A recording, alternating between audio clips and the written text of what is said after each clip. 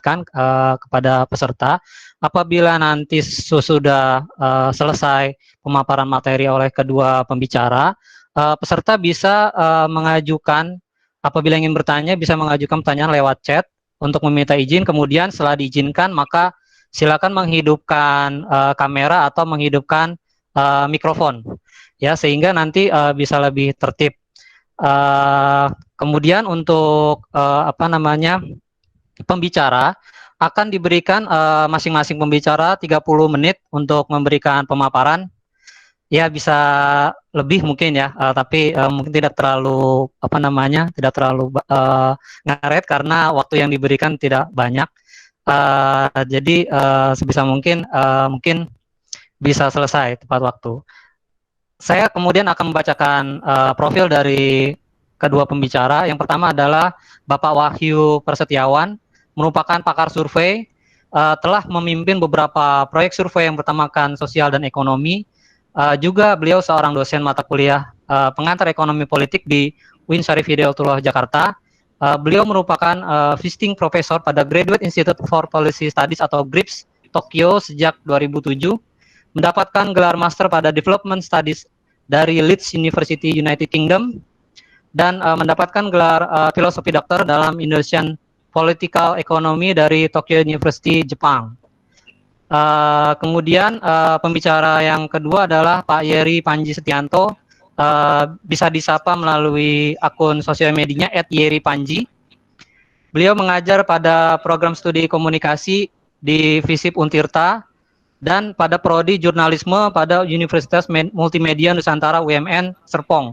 Mendapat gelar doktoral dari School of Media Arts dan Studies Ohio University pada 2016 dengan disertasi Digital Media Ethnography of Diasporic Communities in the US in Reaction their Transactional Homeland Political Engagement. Beliau juga pernah melakukan riset penggunaan digital atau sosial media sehari-hari dalam konteks Asia Tenggara, termasuk mempelajari percakapan politik secara online pada sosmed, memahami hashtag atau tagar politik dalam ruang politik Indonesia. Beliau juga ikut serta dalam riset data aktivisme dalam beberapa isu. Beberapa karyanya telah dipresentasikan pada Journal of Media and Religion dan beberapa seminar akademik termasuk EAMG, EOIR, dan Data Power 2019 Conference. Beliau juga merupakan visiting researcher at Digital Ethnography Research Center RMIT University pada tahun 2019. Setelah saya bacakan biodata dari kedua narasumber kita hari ini, maka untuk kesempatan pertama saya berikan kepada Pak Wahyu Persetiawan untuk memberikan pemaparan pertama. Kepada Pak Wahyu saya persilakan, Pak.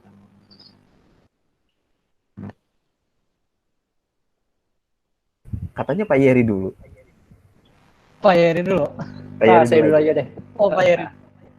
Oke, kalau begitu Pak Yeri dulu, silakan kepada Pak Yeri.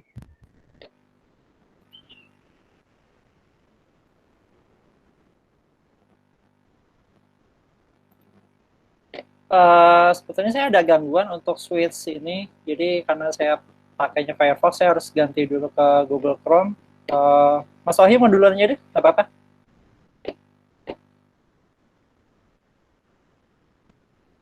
Saya juga pakai Firefox, bisa kali ya? Coba. Bisa pakai Firefox, saya juga pakai Firefox, Pak. Di sini saya udah bikin present now, terus diklik window atau apa ya? All Windows-nya, Pak. Bentar.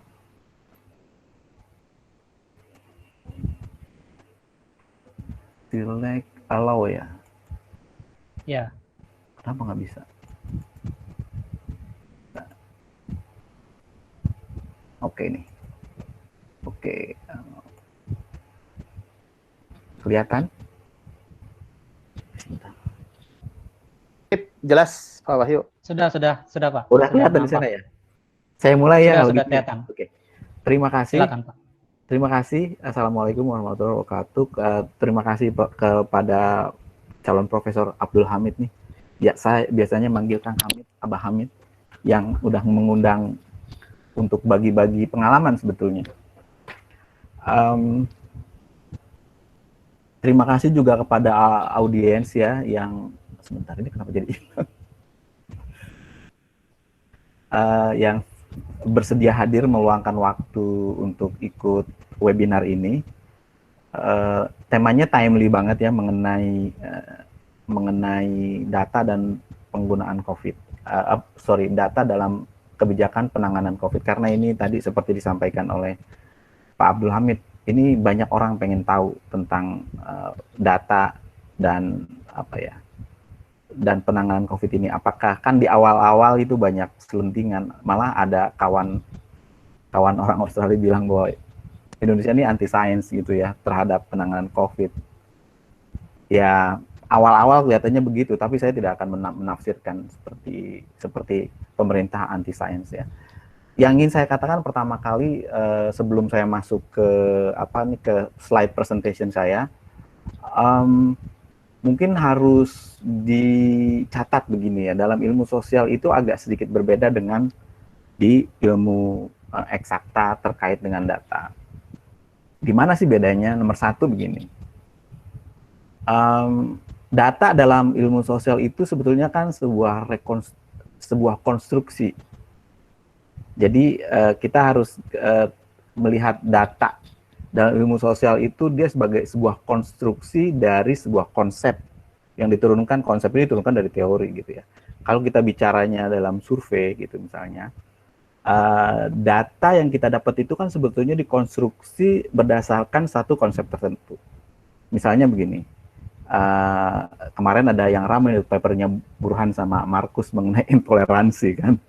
Itu karena dianggap NU itu orang yang mengaku sebagai NU itu dianggap tidak terlalu toleran gitu. Padahal kan NU adalah kelompok yang paling kenceng menggaungkan toleransi di Indonesia. Tapi survei kayaknya bicara lain. Sebetulnya gampang tuh nyelesain masalah itu. Bikin aja survei yang baru dengan konsep yang agak beda gitu. Jadi kalau misalnya kita menurunkan konsep intoleransi jadi dengan beberapa dimensi kemudian variabel, itu pasti hasilnya beda tuh. Kalau misalnya yang paling mencolokkan itu ketidaksukaan misalnya terhadap orang non-Islam gitu untuk jadi kepala sekolah, jadi tetangga dan macam-macam. Kalau misalnya itu di switch sedikit, dugaan saya sih hasilnya akan beda gitu. Dari pengalaman saya bikin survei lebih dari 5 tahun itu, urutan pertanyaan itu bisa jadi masalah. Kemudian juga bagaimana cara kita bertanya gitu ya, itu sangat mempengaruhi jawaban juga gitu. Jadi poinnya sih sebetulnya gini yang ingin saya sampaikan, bahwa kalau kita bicara data dalam ilmu sosial itu beda dengan eksakta. Kalau eksakta kan datanya data penelitian ya, lebih bisa lebih pasti. Walaupun teman-teman saya yang belajar fisika sebetulnya nggak pasti-pasti amat gitu. Tapi tingkat kepastian data ilmu sosial itu lebih rendah dibanding dengan kepastian data di ilmu eksakta gitu ya. Jadi saya ingin menekankan ini karena ini penting banget ya. Jadi bahwa kalau kita bicara data di ilmu sosial macam-macam, ekonomi segala, itu adalah data yang sebetulnya dikonstruksi. Survei tentang pengangguran misalnya, kita kan harus tahu sebetulnya bagaimana sih BPS mendefinisikan pengangguran. Ternyata definisinya adalah orang yang seminggu yang lalu dia nggak punya pekerjaan. Apa sih orang bekerja itu definisinya? Definisi BPS orang bekerja itu adalah orang yang kalau seminggu bekerja 35 jam. Orang yang di luar itu ya bisa setengah pengangguran, bisa full employment gitu, bisa pengangguran terbuka penuh gitu. Jadi harus hati-hati betul gitu menempatkan data dalam ilmu sosial. Dan apa sih kaitannya dengan COVID ini? Jadi saya mau kasih lihat datanya nih kayak gini. Kelihatan nggak data Indonesia coronavirusnya ini tanggal 23 kemarin tuh yang terinfeksi itu 153.000, yang meninggal 6.850, yang recover 100. Ini kan jadi pertanyaan besar. Yang terinfeksi ini sebetulnya datanya data kapan? Point of time-nya gitu, kalau kita ngomongin waktu itu, ini datanya data kapan nih? Yang 153.000 sekian itu terinfeksi. Karena yang saya dengar nih, saya belum bisa konfirmasi bahwa data yang dirilis pemerintah secara resmi itu adalah yang sudah melalui kurasi. Dikurasi itu data, atau dikonfirmasi oleh Departemen Kesehatan. Jadi dia ada lag-nya nih. Ini datanya bukan data bohong gitu, bukan data ngaco. Ini ada lag-nya aja.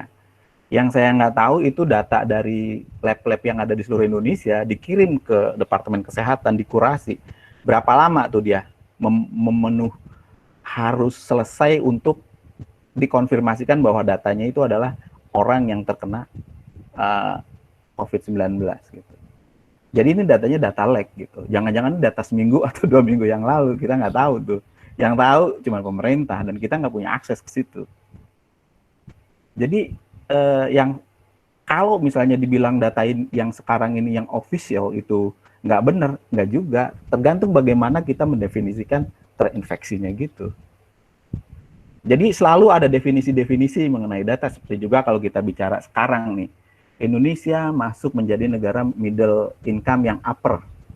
Yang kemarin kan masih di bawah, padahal bedanya cuma $100 juga nggak sampai. Itu kan bedanya tipis aja sebetulnya. Jadi ketika kita narik garis, ilmuwan sosial narik garis, atau orang-orang di World Bank itu narik garis mana middle income yang up, mana middle income yang lower, itu ya kesepakatan aja. Seperti juga garis kemiskinan kita kan tiap 3 tahun tuh berubah. Sekarang kira-kira garis kemiskinan kita tuh ada 400.000 sekian. 450.000 kalau nggak salah per bulan per orang ya. 10 tahun yang lalu atau 5 tahun yang lalu tuh cuma 350.000. Jadi ya berubah terus. Gitu. Jadi konsep kemiskinan itu jangan dianggap sebagai sesuatu yang eksak, itu adalah sesuatu yang dikonstruksi. Di Indonesia siapa yang mengkonstruksi? Ya BPS dan pemerintah, dalam hal ini BPS lah. Kita pakai standar berapa sih untuk mengukur kemiskinan? $1,5. World Bank pakai berapa? Pakai $2. Kalau kita mengukur kemiskinan pakai $2 di Indonesia, orang miskinnya lebih banyak dari yang ada sekarang. Sekarang kan sekitar 25 juta ya. Kalau dinaikin jadi $2 per hari gitu ya, itu angkanya bisa sampai 50 juta tuh orang miskin di Indonesia. Jadi poin saya sih hati-hati mengambil data dalam ilmu sosial. Jadi ini saya mudah-mudahan nggak terlalu lama ya. Jadi saya kira-kira ingin bicara itu dulu lah kalau kita bicara data di ilmu sosial. Soalnya nanti beda lagi data yang kita create gitu ya melalui survei dan data yang kita ambil melalui yang disebut sekarang data mining dari Twitter. Itu lain lagi tuh sifatnya. Atau lain lagi sifatnya dengan data belanja. Sekarang kita memang di Indonesia belum ada yang bisa bikin studi ini ya. Kalau saya punya data penggunaan kartu kredit itu orang belanja apa, kapan, itu bisa ditebak tuh tendensi politiknya, belanjanya apa, ada kayak algoritma di Facebook gitu ya. Kan data itu data komersial, yang punya itu perusahaan-perusahaan kartu kredit. Coba kalau data itu di-share ke kita nih ilmuwan sosial, kita lebih punya kemampuan yang presisi untuk menduga perilaku orang. Selama ini kan survei kita tanya kan, kamu pilih apa sih kemarin, kan dia bisa bohong. Tapi kalau data belanja itu nggak bisa bohong. Kemarin dia beli coklat, kemarin dia beli buku apa gitu ya. Kemarin si A beli apa, itu dari data-data itu kecenderungan politik seseorang itu bisa diduga. Pertanyaannya saya nggak tahu tuh etik apa enggak gitu. Kalau yang di Facebook itu karena dia dulu Cambridge Analytica karena dia nggak bilang gitu, jadi dianggap tidak etik. Tapi kalau misalnya kita bisa dapat data itu, sekarang data itu ada hanya digunakan untuk jualan barang, belum untuk sampai pada preferensi politik misalnya. Padahal itu bisa banget kalau menurut saya, bisa banget. Nah ini data-data yang saya sampaikan dalam presentasi ini ada sebetulnya kita harus hati-hati ketika kita dapat data seperti ini. Datanya udah bulan Juli lalu ya, tapi kalau kita bicara tentang COVID, kita bisa lihat bahwa kalau di dot yang merah itu ternyata penyebaran COVID itu juga hanya unevenly distributed gitu bahasa Inggrisnya. Jadi terdistribusi tidak merata. Di daerah yang paling banyak terjangkit gitu ya, mendapatkan infeksi itu kan yang merah-merah aja tuh. Apa sih daerah merah? Daerah yang relatif ekonominya lebih maju. Mobilitasnya tinggi gitu ya, mobilitas orangnya tinggi. Nah, inilah yang dari data resmi itu kita bisa bikin kita bisa bikin gambaran seperti yang dibuat oleh gugus tugas COVID. Itu juga jadi masalah. Joknya kalau saya ketemu dengan orang-orang yang nanganin COVID ini sebetulnya adalah di daerah tertentu COVID-nya sedikit yang terinfeksi, ya terang aja Pak. Kenapa? Ya kan yang dites sedikit. Kalau COVID-nya mau lebih rendah, nggak usah dites aja daerah itu. Joknya mereka begitu. Jadi DKI tinggi gitu. Pak Gubernurnya Mas Anies bilang, kita kan banyak melakukan testing, tracing juga. Jadinya number of cases-nya tinggi gitu. Jadi kalau mau bikin number of cases-nya rendah, ya sudah, nggak usah dites gitu. Selalu begitu ya. Nah ini kemudian yang berikutnya adalah saya sebetulnya agak mau nunjukin begini ya. Ini saya loncat dulu deh. Saya mau nunjukin ini. Nah yang ini nih. Di Indonesia kalau kita bicara, ini juga data saya ambil dari Our World in Data mengenai membandingkan Indonesia dengan negara-negara di ASEAN. Ini kelihatan sekali di sini bahwa Indonesia dibandingkan dengan Vietnam. Jadi ini salah satu memahami ya kenapa Indonesia sebetulnya kinerjanya nggak jelek, tapi nggak bagus-bagus amat ya. Kalau dibandingkan dengan negara-negara ASEAN yang lain, kita bandingkan di sini misalnya dikonstruksi di sini sama WHO ya, bahwa Indonesia itu salah satu ngukur health facilities-nya di dunia itu pakai ukuran yang sama adalah dengan membandingkan berapa sih rasio ya jumlah tempat tidur per 1.000 orangnya. Jadi seluruh dunia bisa dibandingkan. Itu kelihatan sekali di Indonesia sejak tahun 60 ya, tahun 70-an lah katakanlah sampai sekarang.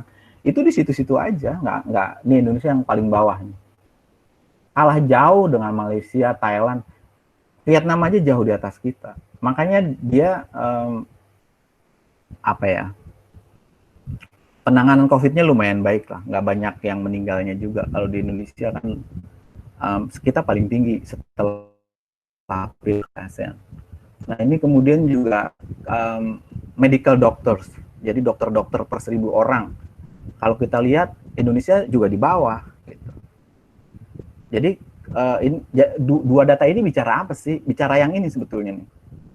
Bicara mengenai CFR, kita nyebutnya case fatality rate gitu. Jadi bukan kematiannya, tapi kasus kematiannya itu kita lumayan tinggi banget. Ini sampai tanggal Juli ya, bulan Juli kemarin, itu Indonesia masih di atas Filipina. Sekarang sih udah kebalap ya, Filipina lebih tinggi daripada Indonesia. Gitu. Jadi pertanyaannya gimana? Kalau kita dapat data begini, interpretasinya apa sih gitu ya? Iya kan selalu begitu. Gimana ya? Jadinya memang kalau ini sebetulnya data ini saya gunakan untuk menjawab yang dibilang oleh teman-teman itu bahwa Indonesia itu anti saintis. Sebetulnya nggak juga pemerintah. Pemerintah itu bingung aja kalau menurut saya sih. Dia confused. Dia mau melakukan apa gitu bingung. Jadi yang dikeluarnya itu waktu awal-awal ada COVID itu denialnya dengan bilang bisa makan ini, bisa makan nasi jangkrik karena kita suka wudhu segala macam. Sebetulnya pada saat itu bulan Maret awal saya lagi di Jepang tuh pulang langsung di bordernya langsung ditutupan waktu itu. Pemerintah kita bingung, nggak siap. Karena planning yang ada di pemerintah adalah mendorong kegiatan ekonomi. Dan pemerintah nggak berpikir, tidak menduga kelihatannya bahwa COVID itu akan datang ke Indonesia cepat sekali gitu loh. Karena ada waktu kan dari katakanlah kalau dari Januari ke Maret itu 3 bulan. Pemerintah nggak siap ketika tiba-tiba COVID bulan Maret itu udah di depan pintu. Yang harus dilakukan kan menenangkan kan, yang ngomongnya jadi begitu. Ya kita makan nasi kucing lah segala macam gitu. Jadi kalau kita lihat datanya sih memang pemerintah kita patut bingung, nggak siap. Ini artinya kalau ada kasusnya meledak kayak di Amerika, orang bisa ditaruh di pinggir jalan gitu. Nggak ada rumah sakit nggak bisa menampung, dokternya nggak ada, nursesnya nggak ada gitu. Dan itu mengerikan. Ya mudah-mudahan sih itu nggak terjadi ya. Dengan level yang sekarang. Saya juga nggak tahu, karena kalau kita lihat datanya sampai sekarang, Indonesia itu masih eksponensial. Indonesia belum, kalau kita lihat data COVID yang kena infeksi ya, Indonesia belum pernah mencapai gambarnya itu belum flat turun kayak huruf U gitu, belum ada. Kita tuh masih naik, sekarang sih sedikit turun. Tapi belum ada tanda-tanda akan mencapai bottom untuk gelombang pertama. Jangan-jangan kita nggak pernah sampai gelombang pertama juga. Jadi gimana ya, kayak gunung gitu, naik turun lagi terus naik lagi gitu. Kemungkinan begitu kita, dan kita kalau nggak hati-hati bisa lama nih dibandingkan negara-negara lainnya. Kenapa sih bisa begitu? Nah, ini balik lagi ke penggunaan big data. Dari mana kita bisa maksudnya gini, dengan data apa kita bisa dapat informasi untuk memahami situasi yang sekarang terjadi. Kita harus tahu COVID itu adalah penyakit yang sebetulnya penyakit binatang, dia tuh dari binatang ya, dari kelelawar apa gitu ya, zoonosis lah. Tapi dia berpindah dari manusia ke manusia, bisa melalui droplet atau melalui udara, kan sekarang kesepakatannya begitu. Cara yang paling ampuh sebetulnya kalau yang saya pahami sebagai orang awam, supaya infeksinya ini bisa diberhentikan kan gampang. Pergerakan manusia tuh dibatasin aja gitu. Jadi total orang tuh nggak boleh bergerak. Ya orang kita tinggal di rumah aja selama mungkin sampai virusnya itu atau vaksinnya ditemukan. Itu aja sih sebetulnya, nggak ada sebelum obatnya ketemu. Tapi kan itu nggak mungkin. Karena kita harus bergerak keluar rumah untuk survive, untuk cari nafkah. Kalau misalnya di lockdown, berapa lama dia bisa bertahan di lockdown? Karena kalau di lockdown artinya orang tidak bisa bergerak. Kalau orang nggak bisa bergerak, nggak ada kegiatan ekonomi, nggak ada transaksi. Bukan orang yang susah, negara juga susah. Pajaknya nggak ada dong. Kalau nggak ada transaksi ekonomi, mau dapat pajak dari mana gitu. Jadi ini situasi yang nggak gampang ya. Kira-kira kalau kita lihat di mobility report-nya Google, ini datanya bisa diambil anytime. Ini tentang Indonesia ya. Kita bisa lihat bahwa mobilitas kita itu sebetulnya masih belum, Google itu threshold-nya 60%, kita tuh hampir 60% compare to baseline yang dia buat adalah bulan Februari. Jadi dibandingkan dengan bulan Februari, ini kelihatan sekali nih bahwa begitu dibuka, dilonggarkan PSBB, orang bergerak kita tuh makin banyak. Nih terutama di stasiun itu baru 37, minusnya 37%. Artinya orang udah mulai bergerak. Tapi memang di tempat kerja itu sudah mulai mendekati minus 60%. Tapi kalau ini digabungkan, kan baru sekitar 40%-an gitu. Jadi kalau kita gabungkan antara transit station dengan workplaces itu kita masih baru dapat angka 40%. Artinya apa? Masih banyak orang bergerak di luar. Harusnya kan lebih banyak lagi yang diam di rumah gitu ya. Tapi pemerintah juga bingung nih, udah dari bulan Maret, dulu kan pernah di PSBB di begitu ketat, ekonomi langsung kolaps. Gitu. Orang-orang yang hidupnya nafkahnya harian juga kan harus dipikirkan. Kalau yang seperti saya, Pak Hamid dan teman-temannya dosen kan masih dapat income dari gaji. Tapi kalau orang yang jualan sayur, jualan kue yang hidupnya dari hari ke hari, kalau ekonomi di shutdown gitu, mereka bisa hidup dari mana? Harusnya sih memang pemerintah yang memberikan. Tapi kan budget pemerintah juga terbatas. Sekarang aja utangnya udah banyak nih. Tapi itu utang yang legal ya kalau menurut saya. Nah itu soal lain lagi, kita bisa bicara soal utang itu. Tapi kira-kira begitu ya, kalau kita lihat misalnya tadi kan ada beberapa provinsi yang jadi hotspot ya. Kan bisa kelihatan di sini. Pergerakan kita itu kalau transit dan workplace itu masih rata-rata sekitar 35%. Masih jauh dari baseline yang 60% yang ditetapkan oleh Google itu. Jadi ya memang kalau misalnya infeksinya masih banyak, ya begitu, masih banyak orang yang, semakin banyak kita bergerak, terus penggunaan protokol kesehatannya nggak dikontrol, ya banyak infeksi gitu ya. Ini di Jakarta juga, yang paling bagus sebetulnya Jakarta ini datanya. Sudah hampir ya mendekati baseline-nya. Jadi artinya sebetulnya di Jakarta itu udah sangat ketat. Kemudian juga di Jawa Barat hampir sama dengan Jawa Timur, nggak bagus-bagus sekali. Nah, sekarang kembali ke pertanyaan yang tadi yang saya sampaikan di awal mengenai bahwa data itu dikonstruksi. Jadi yang penting ini, pertanyaan berikutnya adalah data macam apa sih yang digunakan oleh Google untuk membuat mobilitas orang itu. Saya rasa yang digunakan Google itu lebih real sebagai data. Karena apa? Dia menggunakan, orang kan pakai HP ya. HP itu kan ada apa yang namanya itu Google Map ya. Nah dari kalau kita Google Map artinya GPS kita dinyalain dan itu dilacak sama Google tuh. Sama servernya Google tuh dilacak dan itu bisa dijadiin data, big data ya namanya yang saya pakai tadi ini big data. Itu di seluruh dunia sebetulnya, tapi kita bisa motongin per provinsi. Saya lagi tanya bisa nggak per kabupaten, kalau saya bisa dapat per kabupaten untuk misalnya boleh beli gitu tuh bagus tuh untuk penelitian karena kita bisa trace lebih jauh lagi sebetulnya pergerakan orang dari waktu ke waktu itu kemana aja gitu. Jadi kalau kita melihat kecenderungan eksponensial yang masih tinggi itu ya orang yang terinfeksi COVID, kalau kita lihat data dari Google memang matching. Kita memang banyak yang bergerak, masih banyak yang keluar rumah gitu ya. Kayak saya sih udah alhamdulillah hampir 5 bulan, mungkin keluar kantor itu baru 10, keluar rumah maksudnya baru 10 kali mungkin bisa dihitung pakai tangan. Tapi kan nggak bisa semua orang begitu, masih banyak orang-orang yang terpaksa harus keluar untuk mencari nafkah. Nah, penggunaan data begini sifatnya beda dengan yang pertama tadi. Yang maksudnya gini, data resmi yang dikeluarkan oleh pemerintah itu adalah data yang sudah dikurasi dalam pengertian yang positif ya. Saya nggak bilang itu data jelek dalam pengertian begini. Bagusnya gimana sih? Pemerintah meyakinkan betul bahwa data itu adalah data orang yang memang terinfeksi COVID. Gitu, bukan OTG, bukan suspek, bukan apa-apa, orang yang benar-benar udah positif terinfeksi.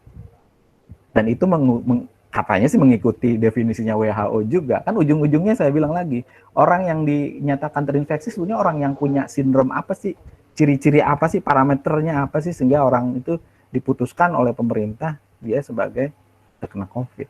Jadi sebetulnya kalau kita balik lagi pertanyaan yang awal, apakah pemerintah itu anti data? Enggak juga gitu loh. Cuman data yang digunakan oleh pemerintah itu mungkin nggak sama dengan apa yang kita mau. Sebagai peneliti kan saya sih maunya lebih terbuka aja, lebih transparan dengan misalnya semua orang yang dicurigai sebagai suspek itu adalah orang yang terjangkiti atau positif COVID gitu loh. Tapi kan pemerintah punya definisi lain. Boleh nggak pemerintah melakukan itu? Ya boleh aja, etik atau enggak. Nah itu dokter yang bisa berdebat gitu. Saya kan sebagai user hanya ngikutin aja. Ahli epidemiologi yang bisa memutuskan itu, dokter ahli epidemiologi gitu, atau biostatistik lah kalau istilah sekarang ya. Gitu. Jadi kira-kira begitu. Kemudian juga saya ingin memberikan komplikasi dari kebijakan COVID ini bagaimana dalam kenyataan di lapangan. Yang paling ramai kemarin kan pemberian PKH kan ya, program Keluarga Harapan. Jadi pemerintah itu bagi-bagi program untuk tujuannya bagus tuh sebetulnya untuk membuat daya beli orang keluarga miskin terutama ada sekitar 10 jutaan sekian itu bisa dapat bisa dapat data PKH. Pemerintah katanya punya datanya. Tapi kenyataannya kan enggak. Banyak yang error gitu ya. Saya hanya ini dari skrip tesis master yang dibuat oleh mahasiswa saya di Tokyo di GRIPS, dia memang saya minta untuk meneliti soal PKH dan bantuan-bantuan sosial yang lain. Saya mau tanya sebetulnya pemerintah ada miss-nya nggak sih waktu bagi-bagi data, bagi-bagi bantuan sosial? Setelah dia bikin penelitian dengan data Susenas ya, pakai data Susenas tahun 2018, itu ketemu dua masalah. Pertama yang kita sebut sebagai exclusion error. Orang yang harusnya dapat dia nggak dapat, gitu ya. Itu kesalahan nomor satu. Kesalahan nomor dua itu adalah kita nyebutnya orang yang seharusnya tidak menerima manfaat tapi dia dapat. Itu kita nyebutnya sebagai inclusion error. Jadi misalnya saya ini dapat, di Jakarta itu banyak kasus begitu, orang yang nggak harusnya dapat dia dapat. Jadi karena dia merasa orang cukup dikasihin ke tetangganya. Gitu. Tapi kan statistik mencatat dia dapat gitu ya. Statistik nggak bisa mencatat tuh kalau dia ngasihin ke tetangganya gitu. Karena nggak begitu omongannya itu nggak begitu. Nah cukup besar gitu ternyata ini dari tahun 2008 aja bisa dilihat untuk Raskin, PKH, PIP dan PIS itu PIS Itu banyak sekali tuh. Coveragenya memang beda-beda ya. Misalnya kita lihat PKH. Itu miss-nya yang baik exclusion atau inclusion error-nya itu paling rendah sih dibandingkan yang lain. Tapi kan gimana ya? Kalau tetangga Anda merasa miskin dan Anda merasa tetangga Anda itu lebih kaya dari Anda, ada PKH Anda nggak dibagi gitu, marah kan? Gitu. Jadi makanya garis kemiskinan itu juga kan garis abstrak tuh sebetulnya, nggak benar-benar ada. Adanya di kepala orang-orang kayak saya nih, political economist atau econometrician, yang bikin garis itu jadi ada. Kalau di lapangan susah nggak? Susah banget tuh. Makanya yang dilihat income itu kan dibikin garis berdasarkan pengeluaran sih sebetulnya, bukan income, berdasarkan pengeluarannya. Nah, pengeluaran orang yang miskin dan hampir miskin tuh bisa kelihatan, tapi kalau aktual di lapangan, kita lihat rumah kita itu agak jelimet gitu. Bisa saja yang merasa miskin itu dia punya motor gitu loh. Sementara terbalik. Dia nggak punya motor, tapi dia nggak dapet. Orang tetangganya punya motor tapi dapat gitu. Itu banyak jadi masalah. Memang data di kita jadi masalah. Jadi saya sih nggak terlalu heran ya misalnya kalau ada pembagian bantuan sosial dalam bentuk apapun, itu nanti pasti kacau. Karena memang kita nggak punya single data yang bisa mencatat semua orang, hanya satu data gitu. Saya sih udah sering sekali mengajukan ke donor gitu, yang kalau nanyain saya sebetulnya apa sih yang kita bisa bantu buat Indonesia, saya bilang tolong membantu memperbaiki data Dukcapil gitu ya, data catatan sipil, saya bilang. Tapi kan yang nggak mau politisi, karena apa? Kalau datanya semuanya pasti begitu, mereka nggak bisa main di wilayah abu-abu untuk voting, suara, segala macam. Yang menolak itu bukan teknokrat, kebanyakan politisi yang ada di DPR. Mereka memang enggan. Ada yang mau, tapi sebagian besar lagi enggan. Karena itu menguntungkan gitu. Nah, kalau saya lagi iseng-iseng nih dengan data PKH ya, kebetulan saya punya data PKH per kabupaten di Indonesia, dan saya punya data suaranya Pak Jokowi di Pilpres kemarin. Itu kalau kita gabungkan, kita bikin korelasi gitu ya. Kalau Pak Jokowi itu bantuan sosial kan maksudnya bagus ya, tapi karena tadi ada banyak mistargeting gitu, kita nyebutnya begitu, tidak diuntungkan tuh dengan PKH. Dia kalah di tempat-tempat di mana ada PKH dibagikan, padahal itu kan proyek pemerintah gitu loh. Kalau Pak Jokowi tahu, marah nih dia. Untung aja dia nggak tahu. Marah sama menterinya maksud saya. Gimana bisa itu kamu bagi-bagi PKH, saya kalah di suara, itu nggak benar itu kan. Jadi memang saya sebetulnya poin saya untuk mau dalam webinar ini, saya mau bilang begini, data di ilmu sosial itu memang agak kompleks, agak lebih rumit, jadi harus hati-hati menggunakannya. Jadi kita harus tahu betul definisinya apa dan bagaimana cara orang itu, BPS dalam hal ini, atau kalau kita mencari data gitu, mengukurnya apa sih, konsep apa yang digunakan, ukurannya apa aja, parameternya apa, variabel turunannya apa sih yang ditanya gitu. Baru dia bisa dipakai untuk kebijakan penanganan COVID. Saya baru ngambil satu contoh nih, pembagian bantuan sosial. Kacau, karena apa? Memang datanya nggak benar. Saya juga ada mahasiswa satu lagi yang bilang, Pak, data keluarga miskin yang dari pemerintah pusat sama di level kabupaten, itu nggak matching. Beda orangnya, Pak. Itu gimana diberlakukannya? Saya bilang harus di-adjust dulu, ngikutin, disamakan dulu kriterianya, cara ngukurnya kayak gimana. Karena dia kalau wilayah di kecamatan, kelurahan itu masih bisa di tracing lah, kira-kira orangnya bener nggak itu. Kalau menurut orang yang paling bawah yang ada di kabupaten gitu, data dari pemerintah pusat juga nggak betul-betul amat. Saya sih udah ngasih solusi. Ya udah, kalau kayak gitu pakai aja data dari bawah, kemudian dicoba di-adjust atau di-matching dengan data yang dari pemerintah pusat. Miss-nya di mana? Berapa persen yang miss gitu. Kita kalau ngomongin data pemerintah di Indonesia pusing. Saya kan pernah ke Banten, maaf ya, bikin penelitian soal governance. Sebelum bulan Agustus itu data RAPBN zaman dulu, zaman Kiwari, nggak bisa keluar itu datanya. Setelah proyeknya dibagi selesai, baru itu keluar data. Kan data APBN kan ada proyek-proyek pemerintah gitu kan. Coba, dulu sih waktu zaman yang dulu tuh, gubernur yang dulu, nggak bisa dapat tuh saya data kayak gitu.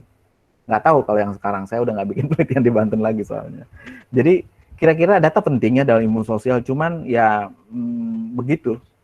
Nah, data yang dikonstruksi gitu ya keadaannya seperti sudah saya sampaikan di atas.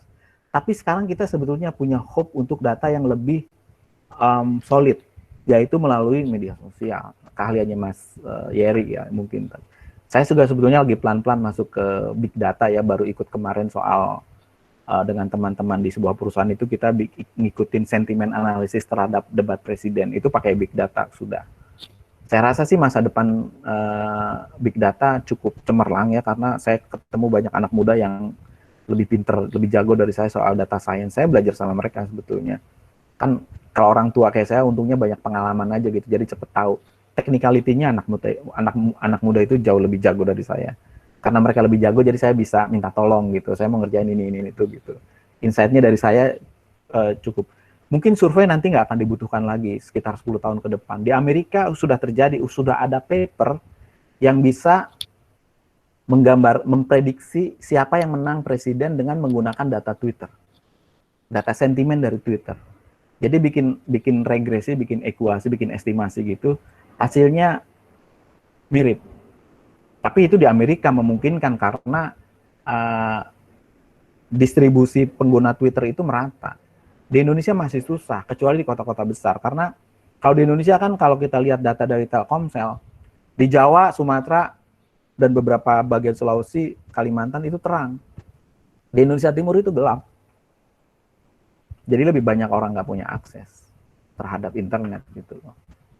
Jadi agak susah ya. Jadi mungkin akan bias Jawa ya kalau kita mungkin kalau untuk meneliti election atau pilkada di Jawa nih ya Kang Hamid, itu kita bisa menggunakan data Twitter, bikin persamaan dengan menggunakan data dari Twitter. Udah nggak usah survei lagi, itu jauh lebih murah.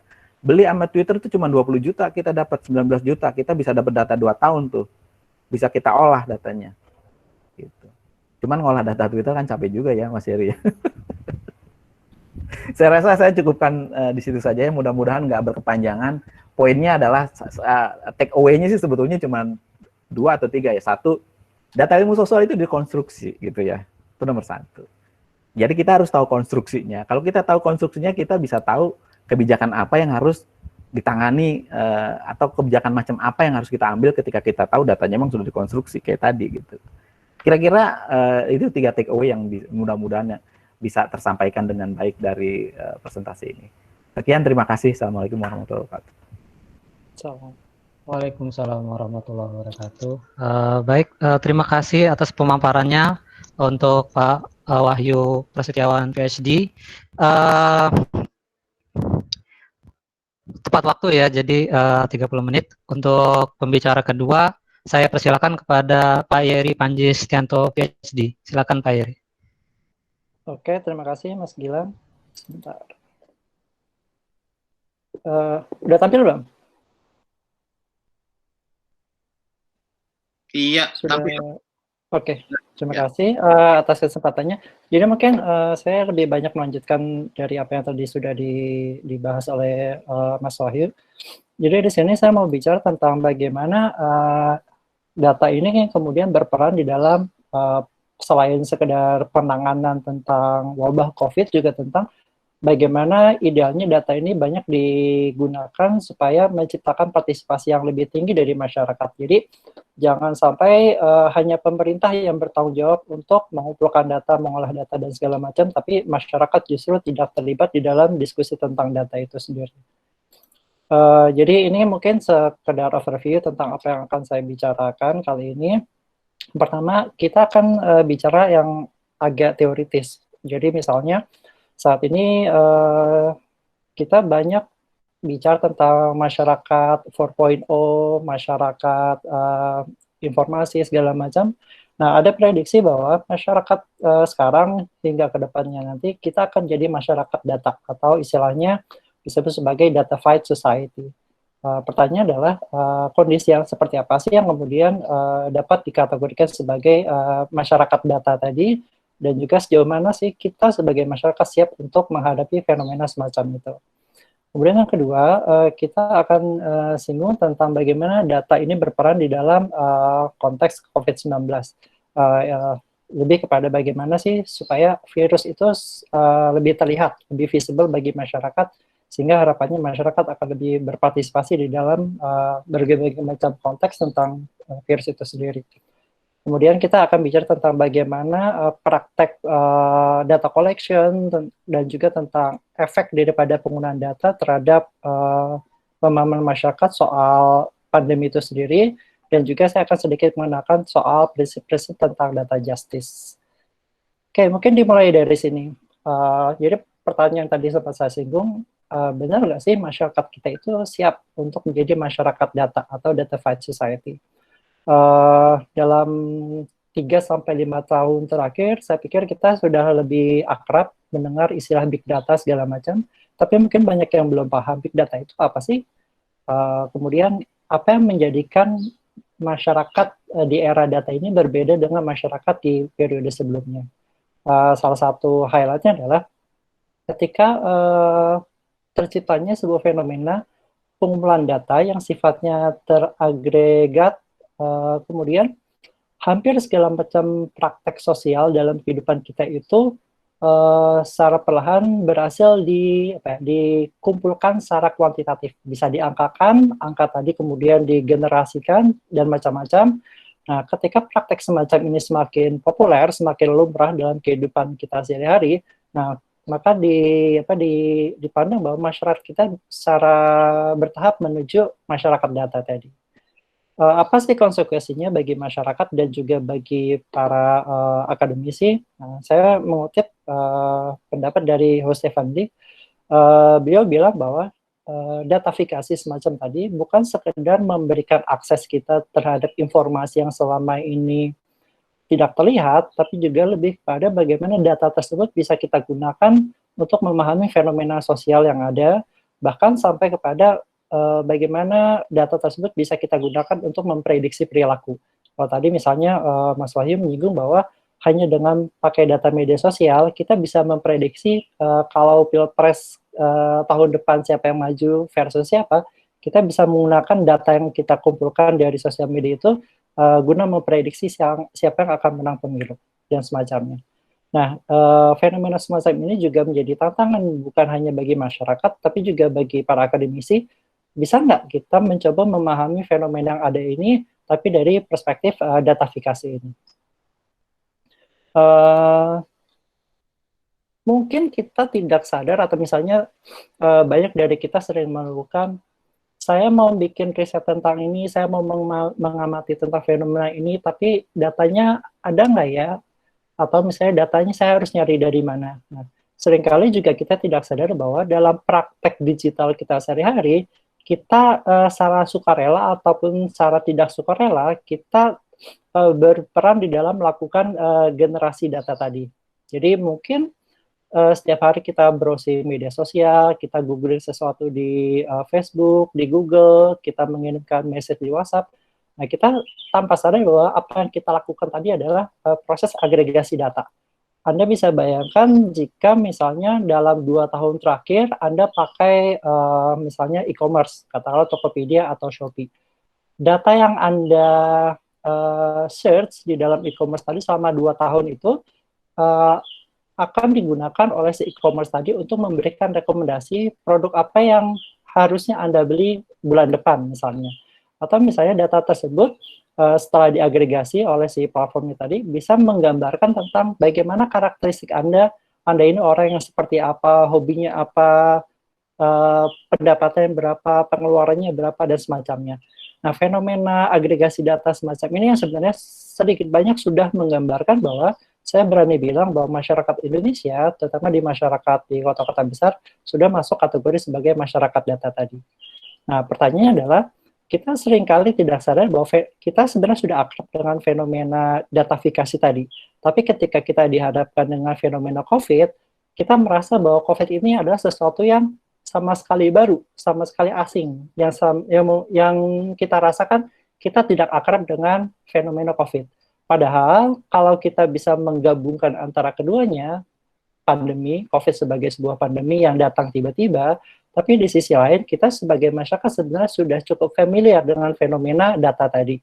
Nah, sayangnya adalah ada gap yang cukup besar antara pemahaman kita atau kesiapan kita tentang data tadi dengan kehadiran COVID yang banyak dianggap oleh berbagai pihak adalah sebuah fenomena yang baru yang mengejutkan. Kita tidak siap.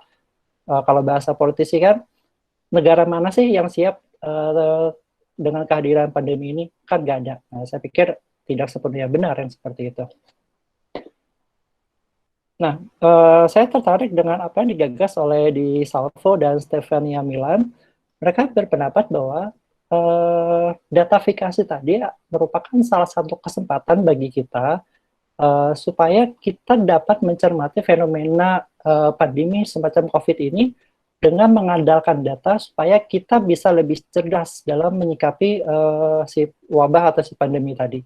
Artinya dengan kemampuan kita menghitung berapa orang yang sakit, berapa orang yang suspek, ada berapa ketersediaan tempat tidur di rumah sakit, kita seharusnya sebagai masyarakat jadi lebih siap untuk menghadapi si pandemi ini. Ibaratnya ada musuh datang, kita tidak melawan mereka dengan tangan kosong, tapi kita sudah siap melawan mereka dengan data-data yang tadi kita miliki. Misalnya kita nggak punya data nggak berapa ratus orang sih yang kalaupun mereka nanti sakit kena corona, tapi mereka punya asuransi sehingga mereka bisa ke rumah sakit tanpa harus memikirkan soal biaya dan macam-macam. Nah, sayangnya tadi ketidaksiapan kita terhadap masyarakat data dan ketika pandeminya tiba-tiba datang, kita menjadi panik, menjadi bingung, kita harus bereaksi seperti apa. Tapi problem yang juga mereka garis bawahi adalah seringkali data yang tadi kita kumpulkan dalam kehidupan sehari-hari, data itu justru lebih banyak dikontrol bukan oleh masyarakat, bukan oleh pemerintah, tapi justru lebih banyak dikuasai oleh pihak-pihak swasta atau pihak-pihak asing, katakanlah Facebook, Google, e-commerce, dan macam-macam. Lalu saat masyarakat seperti kita, masyarakat biasa butuh data itu, kemana kita harus mencarinya? Nah, itu persoalan yang lain. Nah, kalau kita hubungkan tadi fenomena datafikasi dengan kehadiran COVID, tadi saya bilang, COVID-19 sebenarnya bukan sesuatu yang tiba-tiba datang. Sudah banyak informasi di awal-awal yang menjelaskan ada sebuah penyakit dengan gejala baru, variannya seperti ini, bermula di Wuhan, dan seterusnya. Nah, ada time frame yang sebenarnya cukup reasonable bagi banyak pihak, bagi banyak pemerintah, kalau saja kita lebih aware terhadap data-data yang muncul di awal, meskipun datanya masih minim, setidaknya kita bisa lebih well prepared dalam menghadapi apakah si COVID ini akan menjadi sebuah pandemi yang sifatnya global atau enggak. Nah, sayangnya ketika data-data ini muncul di awal, banyak pemerintah yang cenderung underestimate atau cenderung menyangkal bahwa ini nggak akan jadi besar kok, nggak akan global. Ini kan cuma kejadian di Cina. Virus ini nggak akan menyebar sampai Indonesia misalnya. Nah, kita loncat ketika ternyata banyak prediksi salah. Ternyata virus tadi sulit dikontrol secara lokalitas, artinya yang namanya virus mungkin lebih sulit untuk diisolir secara geografis. Virusnya menyebar kemana-mana, kemudian masyarakat menjadi sadar bahwa kalau saya mau tahu tentang apakah virus tersebut sudah sampai negara saya, sudah berapa ratus orang yang kena dan macam-macam, sehingga masyarakat menjadi sadar tentang pentingnya data. Saya butuh data untuk tahu di negara saya, wilayah saya, kota saya sudah berapa banyak orang yang kena, berapa yang meninggal, berapa yang sembuh, dan seterusnya. Nah, penggunaan data semacam ini sayangnya justru awalnya tidak terlalu banyak dioptimalkan oleh pemerintah atau governance, tapi lebih banyak dilakukan oleh media massa. Nah, misalnya di slide ini adalah salah satu berita yang diangkat oleh Financial Times. Financial Times termasuk salah satu media yang awal-awal berani menyajikan data kepada masyarakat luas, supaya masyarakat luas lebih aware, lebih lebih bisa menghargai bahwa dengan data kita bisa melihat bahwa COVID-19 ini adalah sesuatu yang serius. Bahwa angka-angka ini bukanlah sesuatu yang sembarangan. Jadi dengan menyajikan grafik semacam ini, masyarakat jadi lebih waspada apakah di tempat saya, di negara saya, grafiknya akan terus naik atau akan turun. Sejauh mana kalau misalnya di negara saya ini disertai dengan kebijakan lockdown, apakah grafiknya kemudian akan menurun ataukah akan tetap stabil ataukah justru akan semakin meningkat dan seterusnya. Nah, jadi ada peran mengkomunikasikan data. Jadi data tadi bukan sekedar kumpulan pasien, kumpulan orang yang positif, kumpulan orang yang sembuh, tapi juga bagaimana data ini bisa dikomunikasikan oleh masyarakat luas, terutama oleh media massa, sehingga harapannya adalah selain masyarakat lebih aware, masyarakat juga diharapkan bisa lebih preventif supaya minimal mereka tidak menjadi angka-angka yang ada di dalam grafik-grafik semacam ini. Contoh lain misalkan dalam konteks Indonesia, ini sekitar awal Maret, saya dan teman-teman sempat terlibat di dalam proyek kolaborasi dengan teman-teman di jurnalisme data di Jurnal Coders. Jadi kami mengumpulkan data tentang tren global sejauh mana sih kenaikan angka-angka pasien positif, yang sembuh berapa, yang meninggal berapa, sehingga masyarakat di Indonesia, meskipun waktu itu Indonesia belum terlalu banyak kasusnya, tapi masyarakat di Indonesia harapannya dengan tampilan visualisasi data yang menarik tadi bisa lebih bisa lebih terkoneksi bahwa oh iya ya, di Amerika sudah sekian banyak, di Cina sudah sekian banyak, di Italia berapa, jangan-jangan Indonesia nanti cepat atau lambat juga akan kena. Sehingga dengan menyajikan data kepada publik yang lebih luas dengan peran jurnalisme data tadi, harapannya tadi masyarakat selain lebih aware, juga harapannya mereka bisa lebih preventif. Contoh lainnya ini hasil diskusi hari Jumat yang kemarin kalau nggak salah. Jadi ada dua kawan dari BBC cerita tentang proyek yang mereka kerjakan dalam liputan data COVID-19 secara global. Nah, yang menarik buat mereka adalah ternyata data itu bukanlah angka mati. Ini jumlah pasien, ini jumlah positif, jumlah negatif, dan seterusnya. Tapi data itu bisa mereka gunakan untuk memprediksi sebenarnya apakah data yang secara ofisial, secara resmi dirilis oleh pemerintah, oleh Kementerian Kesehatan dan semacam ini adalah data yang benar-benar mencerminkan jumlah kematian yang ada di lapangan. Nah, mereka menggunakan data ini lebih secara statistik, jadi data ini digunakan untuk prediktif, bahwa jika normalnya yang meninggal itu per hari ada 1.000 orang, katakanlah, kenapa bulan ini yang meninggal justru ada 2.000 orang? Jadi ada gap dari 1.000 ke 2.000, berarti ada selisih 1.000 orang yang meninggal. Sebabnya apa? Apakah 1.000 ini memang disebabkan oleh COVID-19 atau oleh sebab yang lain? Nah, jadi data ini juga tidak hanya sekedar disajikan ulang ke publik tadi, tapi juga digunakan untuk mengajak masyarakat supaya lebih analitik, supaya masyarakat juga berani untuk berspekulasi, dalam artian spekulasi yang positif ya, bahwa jangan-jangan angka-angka yang selama ini dirilis resmi oleh pemerintah atau oleh lembaga-lembaga resmi lainnya itu underestimate atau sebenarnya hanyalah fenomena gunung es, bahwa apa yang dilaporkan ini mungkin jauh lebih kecil daripada jumlah kematian atau jumlah kasus di lapangan. Ini contoh lain dari penggunaan data, dalam artian data digunakan untuk memprediksi fenomena yang ada. Nah, contoh yang sama juga digunakan oleh Reuters. Wartawan Reuters tempo hari mereka cenderung mereka tidak percaya dengan data yang dirilis oleh pemerintah Indonesia sekitar Maret-April. Kok kayaknya di Indonesia ini jumlah yang dilaporkan oleh pemerintah mencurigakan ya. Nah, sehingga mereka mencoba mencari sumber data yang lain. Mereka tidak serta-merta langsung percaya dengan data yang dirilis oleh Kemenkes atau BNPB. Mereka pakai pendekatan yang berbeda. Mereka datang ke kuburan.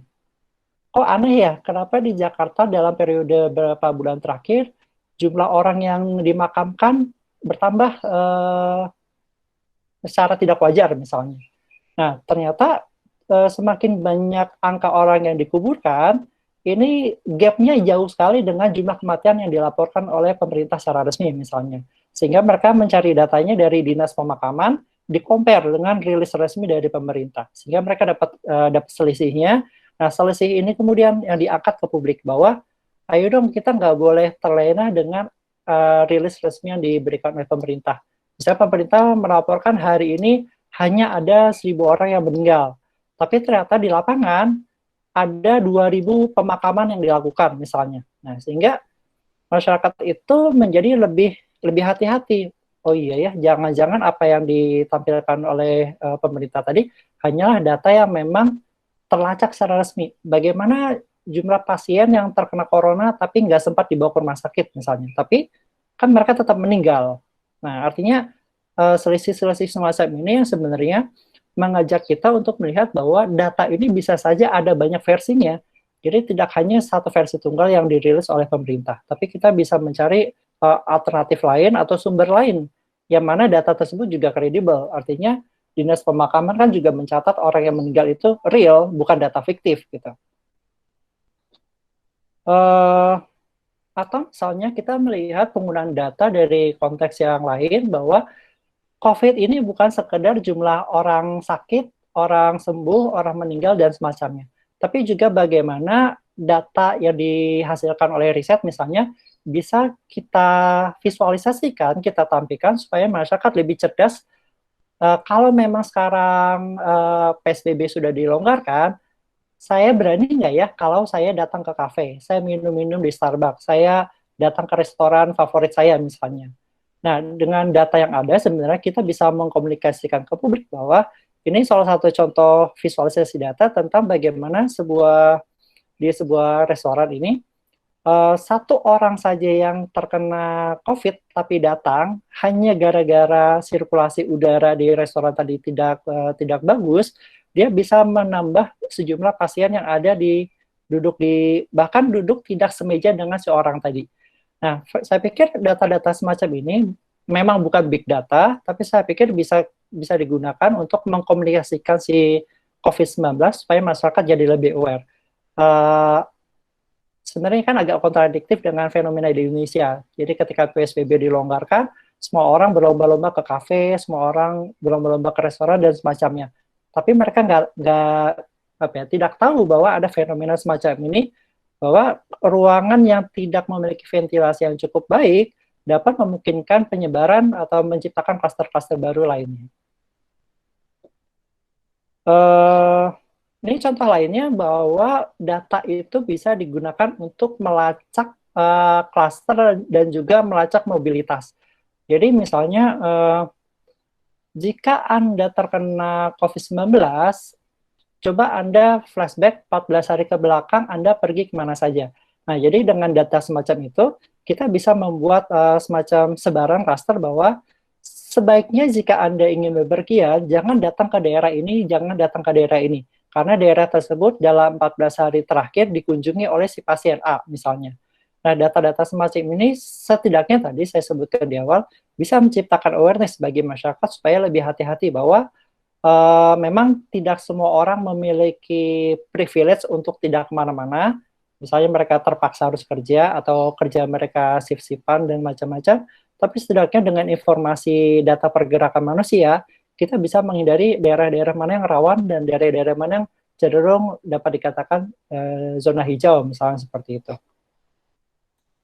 Nah, pendekatan yang sama juga sebenarnya sudah dilakukan di Jawa Barat. Jawa Barat termasuk salah satu provinsi yang punya pendekatan yang cukup ramah data, sehingga mereka banyak mengandalkan data untuk melacak perkembangan atau sebaran virus corona di sana.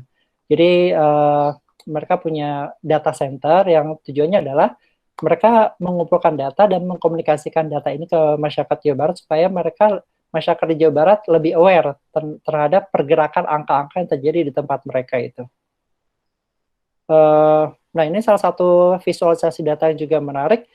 Selama ini kan orang suka banyak yang bertanya, apa sih gunanya contact tracing? Kenapa sih kita harus tahu dalam 14 hari terakhir kita ketemu siapa, di mana saja, kenapa, segala macam. Nah, Reuters membuat sebuah laporan bahwa satu pasien ini selama 2 minggu terakhir mereka ketemu siapa, dan berapa kemungkinan orang yang selama 2 minggu ini bertemu dengan si pasien tadi yang juga harus dites. Karena ketika 14 hari terakhir dia ketemu siapa saja tadi, mereka juga harusnya jadi suspek gitu. Jadi minimal orang-orang yang ada di sini juga menjadi orang yang diwajibkan harus ikut tes swab misalnya. Nah, saya pikir fenomena-fenomena semacam contact tracing segala macam ini seringkali tidak dikomunikasikan dengan baik kepada masyarakat. Jadi masyarakat nggak tahu gunanya apa, fungsinya apa. Yang ada masyarakat takut nanti kalau saya cerita 2 hari yang lalu saya ketemu siapa, orang tersebut besok nggak mau saya ajak ketemuan lagi misalnya. Nah, padahal dengan menggunakan data yang jelas dan dikomunikasikan dengan baik kepada publik, saya pikir ini juga bisa meningkatkan partisipasi masyarakat supaya masyarakat berinisiatif untuk mereport bahwa kalau mereka menjadi pasien positif corona atau suspek, mereka bisa melacak selama 2 minggu terakhir mereka berinteraksi dengan siapa saja, supaya orang-orang yang bersinggungan dengan diri kita tadi juga dapat secara preventif ditangani sedini mungkin. Jadi jangan nunggu sampai orang-orang yang ketemu dengan si pasien itu meninggal, tapi juga bisa dilacak sejak awal. Nah, ini juga kritikan bagi pemerintah Indonesia. Tadi Mas Walsi sempat menyinggung juga bahwa pemerintah kita cenderung underestimate, meremehkan, bilang bahwa virusnya nggak akan sampai Indonesia dan seterusnya. Tapi kan sekarang kenyataannya berbeda. Nah, saya pikir ini salah satu pelajaran pelajaran berharga bahwa kita jangan sekali-kali meremehkan data. Bahwa data itu dalam tanda kutip tidak mungkin berbohong kan. Masalah adalah bagaimana data tersebut kita optimalkan secara lebih baik. Nah, belajar dari kesalahan, pemerintah sepertinya belakangan ini cenderung lebih lebih update dalam menyajikan hari ini ada berapa pasien positif, suspek, segala macam tentang distribusi kapasitas rumah sakit, bahkan sampai distribusi hibah atau donasi yang disalurkan dalam rangka menangani virus corona dan semacamnya. Tapi sayangnya yang saya lihat bahwa ada kecenderungan bahwa segala macam solusinya itu ada aplikasi. Jadi aplikasi ini diperkenalkan, aplikasi itu diperkenalkan segala macam, yang mana efektivitasnya juga harus kita pertanyakan. Jadi data yang dikumpulkan dengan aplikasi semacam ini larinya kemana? Saya dapat apa? Efeknya apa buat masyarakat? Efeknya apa buat pencegahan penyebaran virus dan macam-macam? Nah, ini yang seringkali diabaikan. Jadi ini mungkin juga kritikan bagi e-governance segala macam bahwa tidak semua masalah itu akan selesai dengan menciptakan aplikasi. Aplikasi memang salah satu alat untuk membantu, tapi dia bukan segalanya. Nah, kemudian saya ingin mengajak kita semua berpikir bahwa kita melihat bahwa data itu penting, data itu menjadi berharga dalam konteks penanganan COVID segala macam, tapi ada konsekuensi yang selama ini tidak kita bayangkan yang juga mungkin bisa saja muncul. Misalnya pertanyaan-pertanyaan soal bagaimana data ini dikumpulkan, siapa yang kemudian dicatat, siapa yang tidak dicatat. Apakah data ini hanya mengumpulkan yang orang yang ada di rumah sakit saja? Bagaimana pasien COVID-19, misalnya orang yang terkena virus ini tapi tidak sempat dirawat di rumah sakit, tapi keburu meninggal. Berarti tidak dihitung jumlahnya. Nah, berarti kita harus kritik terhadap prosedur pengumpulan si datanya. Kemudian, siapa yang boleh atau tidak boleh mengakses data tadi? Kita ingat sekali bahwa di awal-awal 2 orang pertama yang dirilis secara resmi oleh pemerintah Indonesia yang positif corona, tiba-tiba sorenya wartawan sudah kumpul di depan rumahnya di Depok. Pertanyaannya, si wartawan ini dapat data ini dari siapa dan kenapa mereka merasa mereka berhak langsung datang ke rumah si pasiennya. Nah, jadi data ini memang penting untuk kontak tracing tadi, tapi di sisi lain kita juga harus mempertanyakan soal privasi sampai batas mana bahwa publik boleh tahu dan sampai batas mana publik tidak berhak tahu tentang si pasien misalnya. Nah, diskusi semacam ini yang juga sering abai. Atau juga tentang bahwa kalau misalnya kita membayangkan katakanlah tahun depan virus corona COVID-19 sudah selesai. Data yang sudah dikumpulkan oleh pemerintah selama 2-3 tahun terakhir ini akan diapakan? Siapa yang akan menggunakan data itu? Akan digunakan untuk apa? Dan seterusnya. Atau juga siapa yang punya otoritas terhadap data mana valid, data mana yang dianggap tidak valid? Apakah data ini selamanya dikontrol oleh pemerintah atau pihak swasta boleh mengontrol data yang sama? Atau juga teman-teman di kawal COVID misalnya karena mereka tidak terlalu percaya terhadap data pemerintah, mereka bikin data yang sifatnya crowdsourcing. Jadi mengajak masyarakat untuk melakukan laporan mandiri tentang jumlah kasus yang ada di wilayah mereka masing-masing, daripada menunggu data dari pemerintah misalnya. Nah, fenomena semacam ini, fenomena data justice, bahwa data itu bukan sekedar dikumpulkan, digunakan, selesai. Tapi juga kita harus memikirkan siapa yang diuntungkan dari data ini. Siapa yang dirugikan dari penggunaan data. Jadi, prinsip-prinsip data justice ini kemudian juga sedang sedang dipromosikan di beberapa negara yang sama-sama dengan kita, sama-sama menjadi korban pandemi ini. Tapi mereka bilang bahwa kita nggak boleh sekedar menghitung jumlah pasien atau jumlah orang meninggal, tapi di balik itu ada problem apa lagi terkait dengan data. Apakah buruknya penanganan data soal pasien ini juga mencerminkan buruknya tata kelola data pemerintah di aspek yang lainnya misalnya. Atau jangan-jangan data ini juga mencerminkan bahwa ada digital gap yang cukup besar antara masyarakat yang di kota besar dengan masyarakat di pedesaan. Atau yang lain-lainnya, dan segala macam. Nah, saya pikir saya akan menutup diskusi kita dengan mengajak kita semua untuk berpikir bahwa data bukan sekedar data, tapi kita juga harus memikirkan soal prinsip-prinsip data justice tadi. Dari saya itu dulu, nanti kalau ada diskusi atau pertanyaan silakan. Nanti kita sambung dengan sesi selanjutnya. Terima kasih. Baik, terima kasih Pak Yeri atas pemaparan materinya yang luar biasa.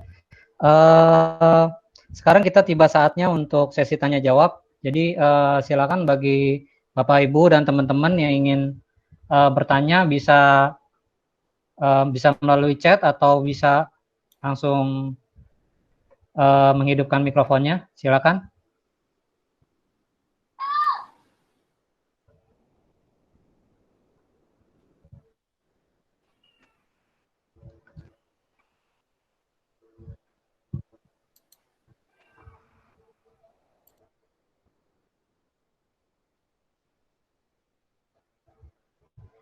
Ya,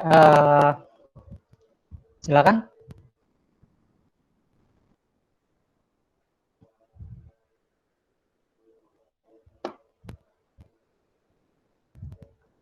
Oke, mungkin teman-teman masih mempersiapkan pertanyaannya,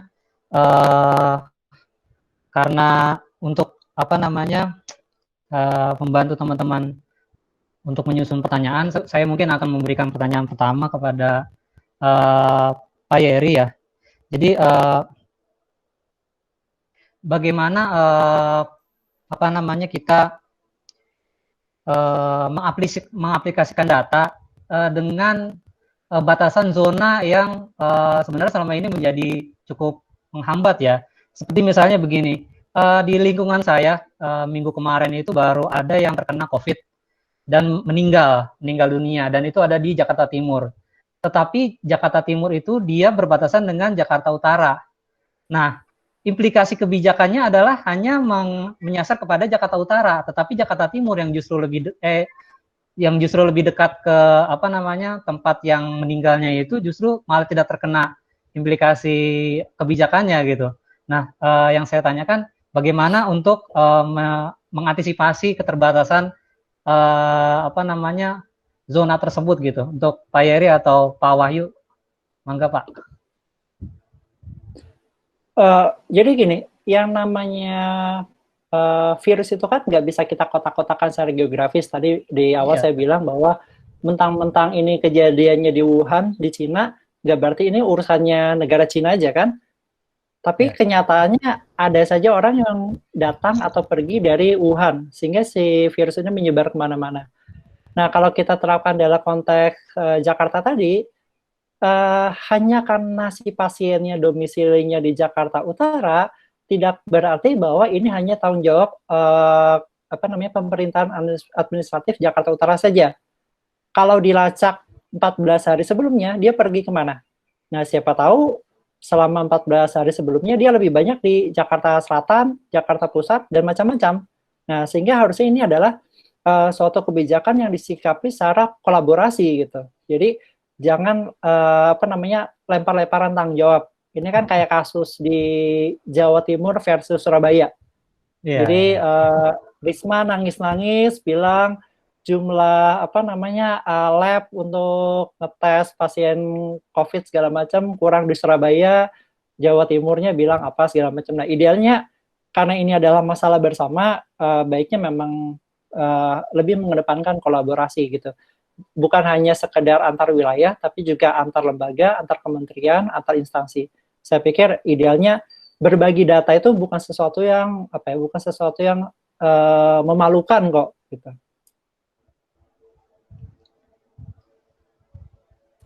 Ya, baik. Mas Wahyu mau menambahin? Ya sedikit aja, udah tadi Mas Yari udah jelaskan. Jadi memang ini beda dengan flu burung ya. Kita pernah ngadapin flu burung, burungnya ditembakin mati semua, udah selesai urusannya itu. Ini kan hostnya di manusia gitu. Jadi ya betul, memang nggak bisa dibatasi secara geografis, walaupun misalnya memang kewenangan untuk kewenangan administrasi itu ada batas administratifnya ya. Orang bergerak itu kan nggak bisa, kecuali nggak bisa dibatasi kecuali memang ada semacam kalau di mana di Wuhan dulu kan memang orang nggak boleh keluar masuk, itu yang kita nggak berani lakukan. Harusnya di awal-awal sih saya agak banyak berdebat dengan beberapa ngambil keputusan. Harusnya di awal-awal kita memang memperlakukan yang disebut dengan lockdown itu secara ketat supaya apa? Supaya R0-nya itu kita bisa tracing 14 hari ke belakang siapa aja yang dia temuin gitu loh. Sekarang kan udah susah nih kalau gini. Udah ribuan, udah ratusan ribu orang yang mau gimana lagi. Kalau di awal-awal itu agak bisa menekan, tapi kalau melihat beberapa negara seperti Vietnam yang sekarang tiba-tiba naik lagi ya, atau juga Singapura di masa-masa yang dia sudah dipuji oleh banyak negara bisa menghandle COVID dengan baik, tiba-tiba munculnya dari pekerja-pekerja migran itu nggak bisa dikontrol juga. Jadi memang susah. Jadi memang betul harus ada kerjasama. Dan kita dalam kelemahan kita dari dulu dalam masa normal aja ya, saya kasih tahu, dalam masa normal aja koordinasi antar lembaga di kita memang lemah. Apalagi dalam masa COVID yang memang dia datang tiba-tiba, struktur governance kita itu nggak siap untuk, sebetulnya kalau kita mau ngomong lebih pahit ya dalam bahasa itunya, sebetulnya untuk kondisi normal aja nih, kita adalah termasuk negara yang paling buruk untuk menangani tuberkulosis sama demam berdarah di dunia loh, bukan hanya di Asia Tenggara yang penyebarannya nggak secepat COVID. Tiba-tiba kita harus berhadapan dengan COVID yang penyebarannya begitu cepat, pasti kedodoran. Begitu ada COVID di Wuhan, ketakutan saya langsung berhitung dengan beberapa kawan. Apa yang saya hitung? Kemampuan rumah sakit menampung. Dan begitu tahu bahwa kita tidak akan bisa handle kalau nggak tertangani dengan baik, saya langsung lemes. Saya bilang, wah ini bisa cilaka nih kita. Tapi kelihatannya sih pemerintah, apa yang dilakukan pemerintah selama ini so far nggak jelek-jelek banget sih sebetulnya kalau dibandingkan negara-negara lain kayak India gitu ya, Brazil atau bahkan Amerika Serikat, kita nggak jelek. Cuma kalau dibandingkan dengan negara Malaysia, Singapura, dan beberapa atau negara yang lebih kecil dari kita, Vietnam gitu, kita yang nggak bagus juga gitu. Jadi in between lah. Dan pemerintah sekarang udah kelihatannya, kalau menurut saya sih udah mulai di jalan yang benar gitu ya, tracknya udah benar walaupun memang banyak sekali kelemahan-kelemahan yang kita ketahui.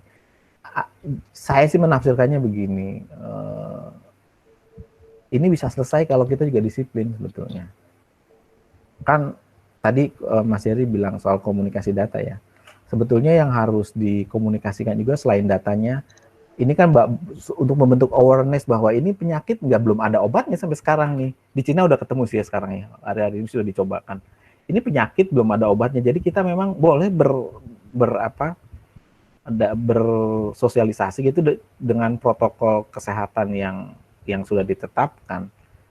Tapi kalau kita lihat natur kita sebagai manusia yang sukanya berkumpul, ngegosip gitu ya, itu kan sesuatu yang inhuman ya, sesuatu yang bukan kita gitu. Kita kalau berkumpul pasti deket gitu loh. Dan ini kan bahaya dalam kondisi sekarang. Jadi kalau pemerintah tidak mengkomunikasikan itu dengan baik, ya jadinya kayak kita di beberapa tempat gitu. Jadi outbreak yang susah dikendalikan di Jawa Timur. Pesantren sekarang dibuka. Saya nggak ngerti sampai sekarang kenapa pesantren harus dibuka. Itu kan banyak kerumunan di sana. Sampai sekarang saya misalnya di sekolah nih dibuka, boleh gitu. Saya nggak akan ngizinin tuh anak saya sekolah. Taruhannya nyawa kok. Nah ini yang tadi yang dibilang sama Mas Yeri. Pemerintah belum mengkomunikasikan dengan baik bahwa ini penyakit berbahaya. Bisa disembuhkan tapi berbahaya. Dan taruhannya bisa nyawa gitu. Kan kita belum pernah dengar kayak gitu pemerintah ngomong secara lebih belak-belakan ya. Udahlah kamu di rumah aja, nggak usah, kalau harus terpaksa sekali keluar rumah. Patuhi prosedur ini. Karena apa? Resikonya mati gitu. Pakai bahasa yang begitu kan pemerintah nggak bilang kan, saya belum pernah dengar resikonya nih mati gitu. Belum, pemerintah selalu bilang ini bisa disembuhkan. Ya bagus juga sih. Karena orang punya persepsi ini bisa disembuhkan, apa yang terjadi? Orang keluar, mobilitas tinggi, protokol kesehatannya dilanggar gitu. Jadi gitulah kira-kira. Ya ini kelemahan dalam komunikasi lah.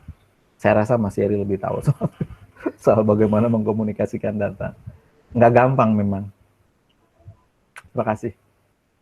Baik, terima kasih Pak Wahyu. Silakan bagi Bapak Ibu, teman-teman yang ingin bertanya, silakan untuk menuliskan namanya di chat, kemudian nanti bisa dipersilakan dihidupkan mic-nya.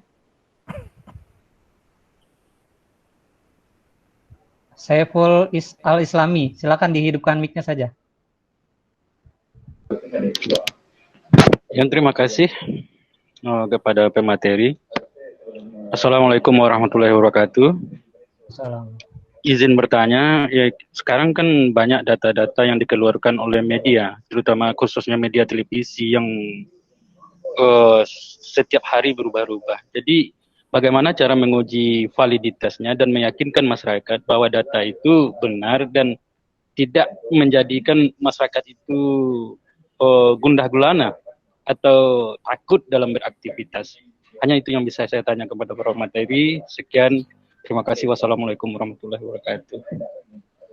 Waalaikumsalam warahmatullahi wabarakatuh. Ini untuk pertanyaannya kepada Pak Wahyu atau Pak Yeri? Kedua-duanya lah. Kedua-duanya. Oke, Yeah. Oke, kedua-duanya. Makasih Pak Saiful.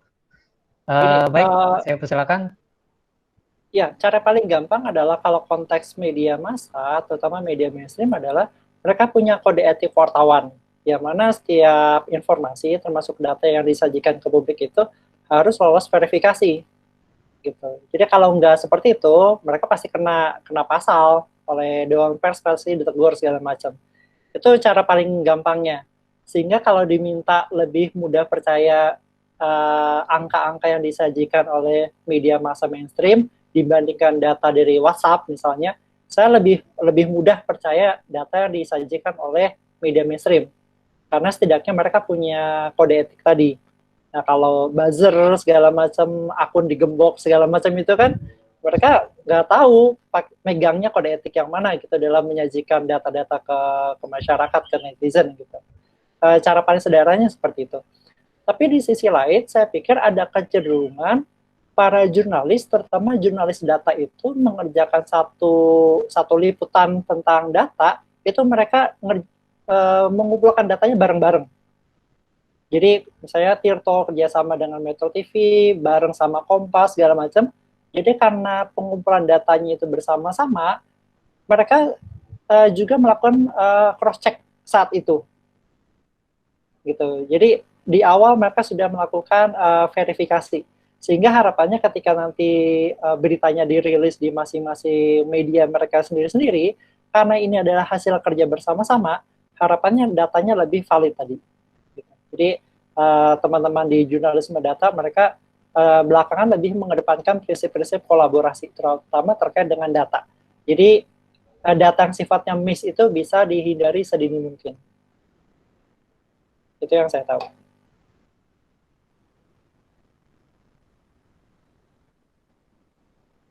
Oke, baik. Terima kasih Pak Yeri. Pak Wahyu mungkin ingin menambahkan?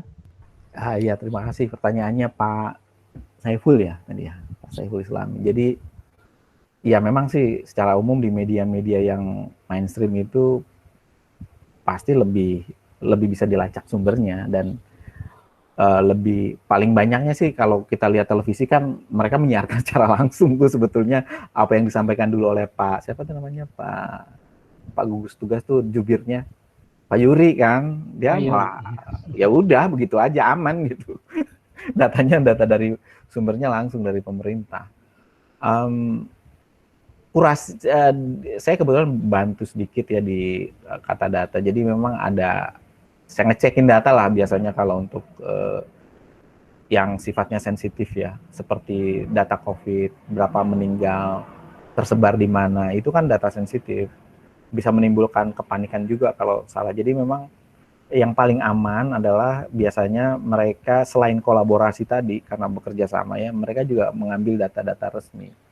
Walaupun untuk pengimbang itu misalnya mereka juga dapat data lain. Tapi di Indonesia kan ada lapor COVID yang dari masyarakat ya. Walaupun kelihatannya nggak begitu berkembang saya lihat, tapi itu inisiatif yang bagus. Saya nggak ngerti kalau untuk kawal pemilu itu datanya luar biasa ya. Kalau COVID datanya nggak secanggih itu ya. Ada dari teman-teman epidemiologi, tapi mungkin soal resources kali ya. Kan susah banget itu ngelacak tracing orang itu ya. Ada berapa orang yang sesungguhnya, itu ribet banget. Kebayang sama saya itu kalau dilakukan secara swadaya oleh masyarakat ya.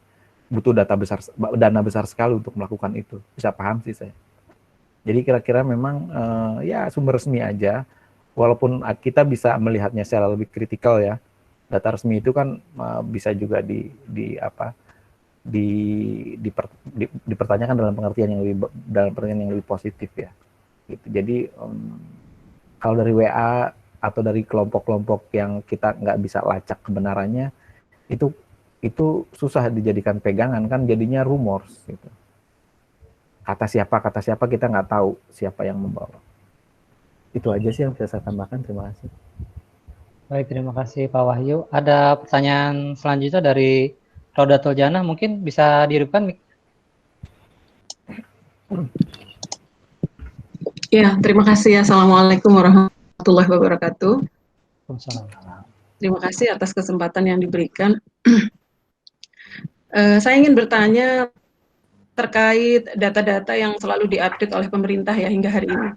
Kalau kita lihat trennya, saya kira 3 bulan pertama kita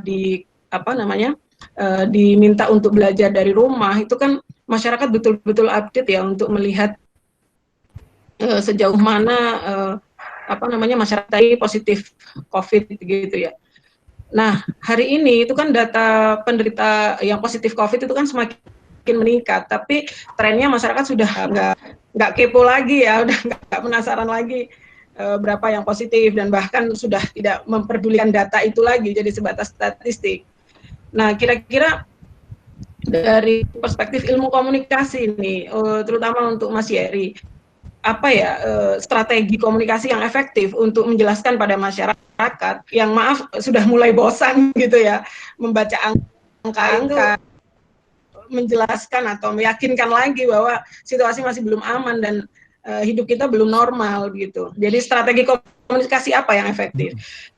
Dan yang kedua mungkin menyambung penjelasannya Pak Wahyu tadi. Pak Wahyu tadi kan menjelaskan tentang mungkin pemerintah belum cukup belum tertangkap pesannya oleh masyarakat bahwa COVID ini membahayakan gitu dan fatal sekali akibatnya gitu.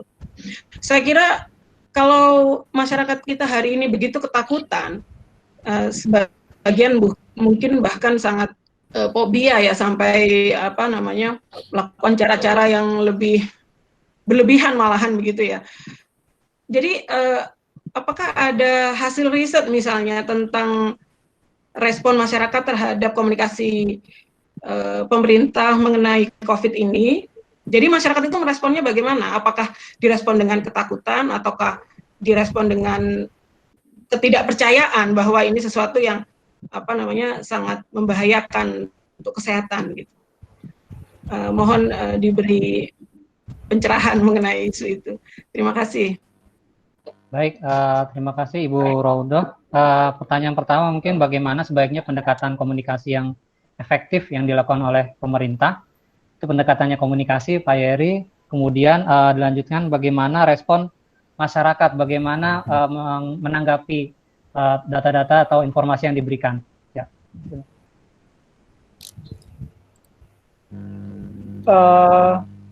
Sebentar. Ada salah satu contoh menarik dari New York Times. Bentar saya tampilkan.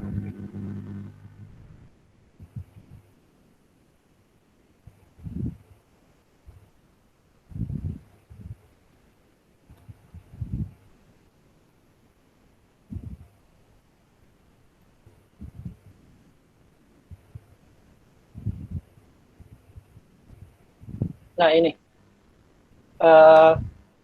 jadi fenomenanya agak mirip di Amerika. Meskipun jumlah orang yang meninggal itu semakin bertambah, tapi orang Amerika nggak percaya atau semakin tidak takut bahwa mereka akan kena corona.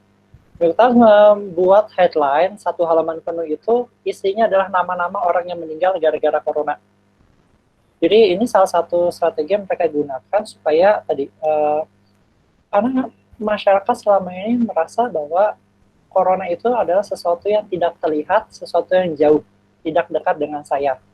Tapi Anda bayangkan bahwa jika nama Anda muncul di sini, disebutkan sebagai salah satu nama orang yang meninggal gara-gara corona, diharapkan akan menciptakan efek personal. Bahwa corona ini bukan lagi sesuatu yang jauh bagi saya, tapi adalah sesuatu yang memang dekat dengan saya. Jadi, amit-amit deh, mudah-mudahan nama saya nggak ada di situ misalnya. Nah, jadi strategi personalisasi pesan ini saya pikir jadi penting di dalam mengkomunikasikan data ataupun soal mengkomunikasikan pesan pemerintah ke masyarakat. Tapi ada juga beberapa strategi yang mungkin awalnya bagus tapi ternyata gagal. Misalnya ketika pemerintah Indonesia awal-awal melakukan PSBB. PSBB dilakukan secara nasional, tapi ada liputan dari Narasi TV waktu itu yang melacak pergerakan sinyal mobile phone. Jadi setelah PSBB dilakukan, ternyata banyak pergerakan orang yang dilacak dari smartphone mereka itu yang pulang kampung ke Jogja, Solo, ke Surabaya, segala macam. Nah, jadi ada mismatch kan antara pemerintah inginnya masyarakat kita itu jangan mudik dulu deh, tapi kenyataan di lapangan kan kemudian tidak nyambung dengan kebijakan pemerintah.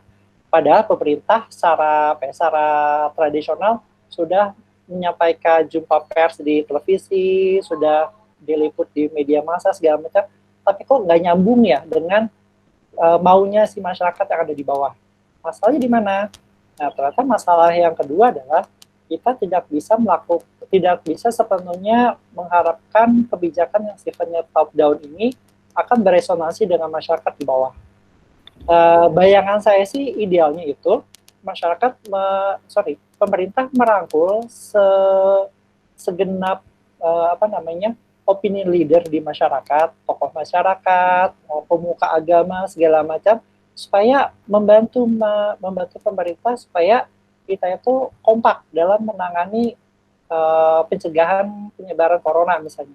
Tapi kan anehnya begini, pemerintah inginnya PSBB, tapi kiai di tempat saya misalnya menolak tempat ibadah ditutup. Kan jadinya nggak nyambung gitu. Pemerintah inginnya melindungi masyarakat, tapi pemuka agamanya justru nggak setuju dengan kebijakan si pemerintah tadi. Nah, akhirnya masyarakat saya lebih percaya Pak Kiai dong dibandingin presiden misalnya. Orang belum pernah ketemu Jokowi gitu, gimana bisa percaya. Tapi kalau saya nggak ke masjid, nanti saya diomongin sama tangga saya misalnya. Nah, jadi pendekatan yang sifatnya kultural, pendekatan yang sifatnya sosial, itu sayangnya tidak terlalu banyak dilirik oleh pemerintah kita dalam mengkomunikasikan si data tadi gitu. Yang sayangnya malah yang dipakai adalah selebgram, influencer, yang dibayar berapa miliar itu kan, padahal sayang gitu. Saya pikir harusnya dana itu dibangun untuk menciptakan jembatan-jembatan kepada pemuka masyarakat tadi, tokoh sosial, tokoh kultural, supaya pesan tadi memang sifatnya juga natural sampai ke masyarakat di kalangan bawah gitu. Jadi tidak terkesan apa namanya pesan yang sifatnya karbitan atau pesan yang apa namanya by design lah ibarat. Saya pikir itu yang salah satu opsi yang bisa ditempuh supaya komunikasinya bisa lebih efektif. Baik, terima kasih Pak Yeri. Pak Wahyu, ada yang ingin disampaikan? Ya, terima kasih pertanyaannya Bu Janah ya. Jadi saya sepakat sama Pak Yeri. Memang nih pemerintah ini nggak tahu gimana. Saya pernah ngeledek ini jangan-jangan pengambil kebijakannya dulu nggak pernah belajar behavioral economics. Di behavioral economics itu kan data, gimana sih membunyikan data supaya orang itu relate ya kalau bahasa anak muda sekarang dengan data yang disampaikan, bahwa COVID itu sesuatu yang dekat sebetulnya. Ya harus ada personnya gitu, jangan cuma nampilin angka, kasih tahu si A keluarganya siapa, anaknya siapa, punya tanggungan apa, supaya orang itu bisa tersentuh gitu ya. Yang dilakukan sama New York itu betul tuh.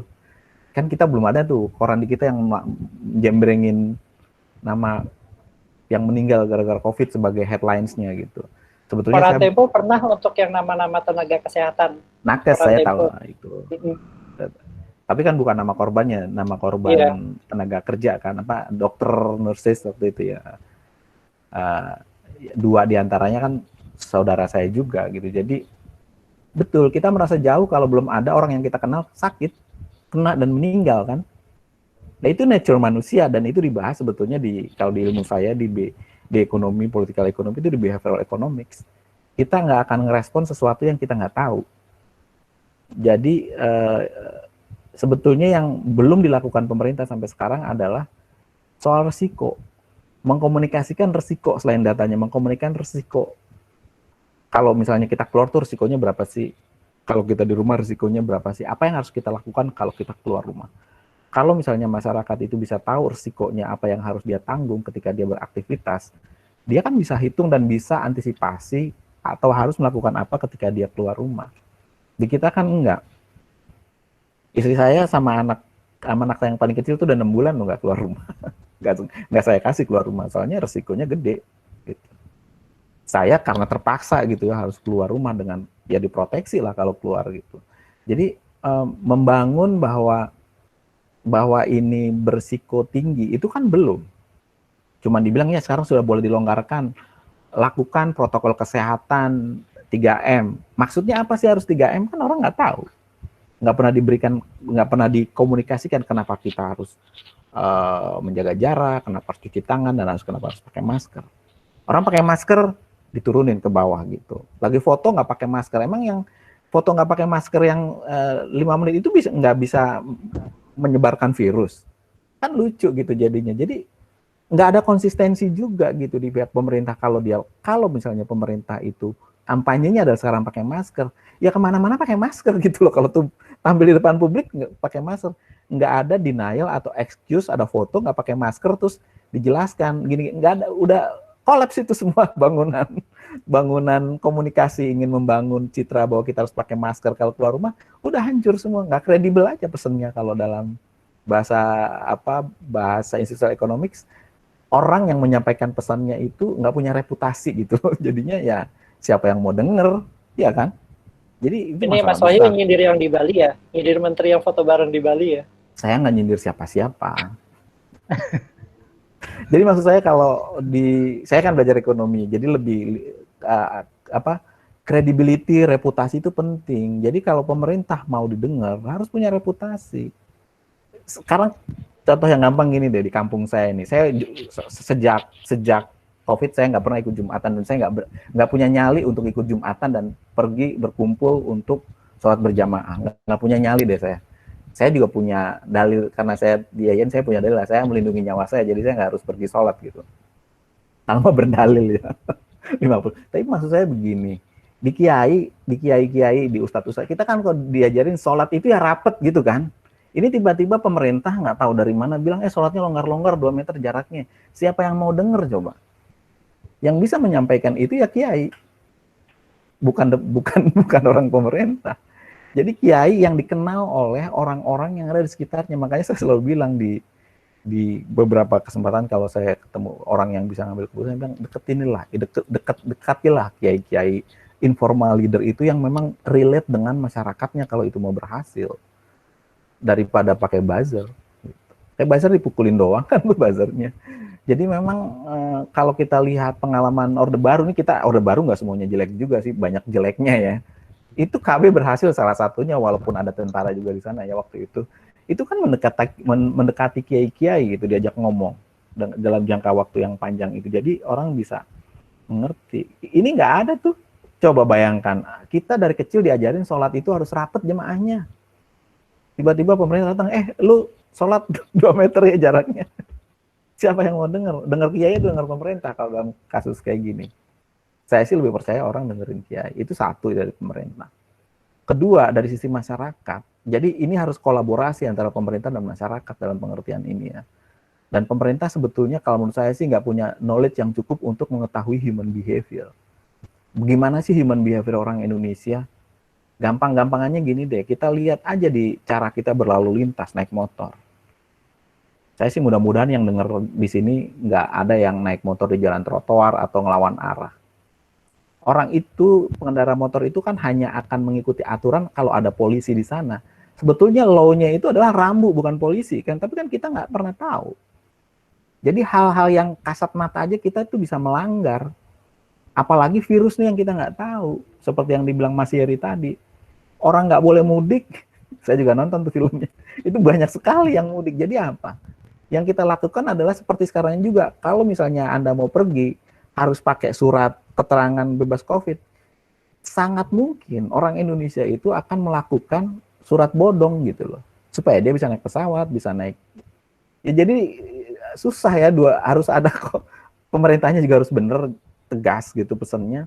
Masyarakatnya juga harus ngikutin gitu. Jangan cari celah untuk berkelit supaya bisa pergi misalnya dengan bikin surat bohong-bohongan. Kalau satu gerbong naik kereta misalnya itu ada yang kena karena AC-nya itu fake gitu di ruang tertutup, itu satu gerbong kena semua tuh. Dengan misalnya yang bawa yang sakitnya itu adalah dia bisa dapat surat COVID sehat bebas COVID tapi palsu gitu. Kan udah kejadian gitu.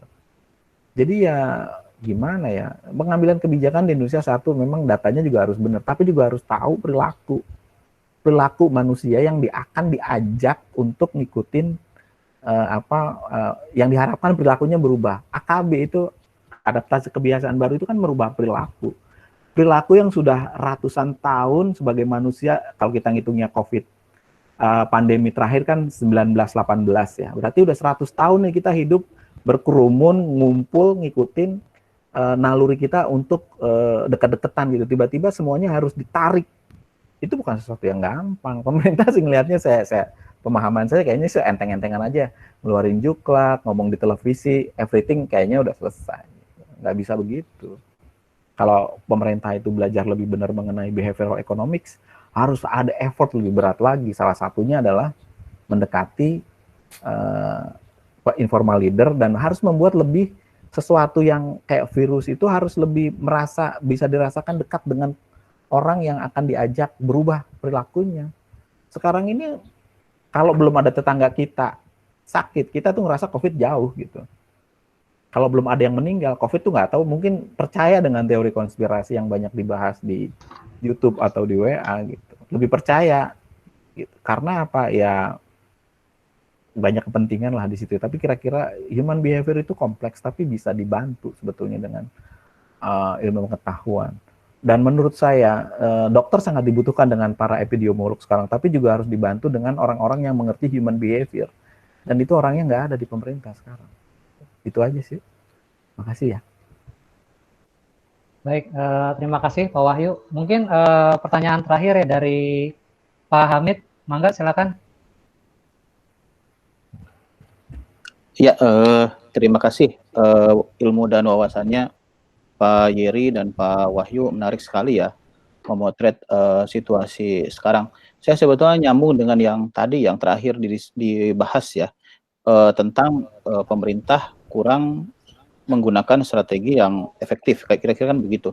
Tapi sebetulnya pertanyaannya adalah memang yang mau dikomunikasikan oleh pemerintah itu apa sih sebetulnya? Itu kan yang jadi dari sisi strateginya bermasalah menurut saya, dari sisi yang mau disampaikan pemerintah itu sebetulnya apa?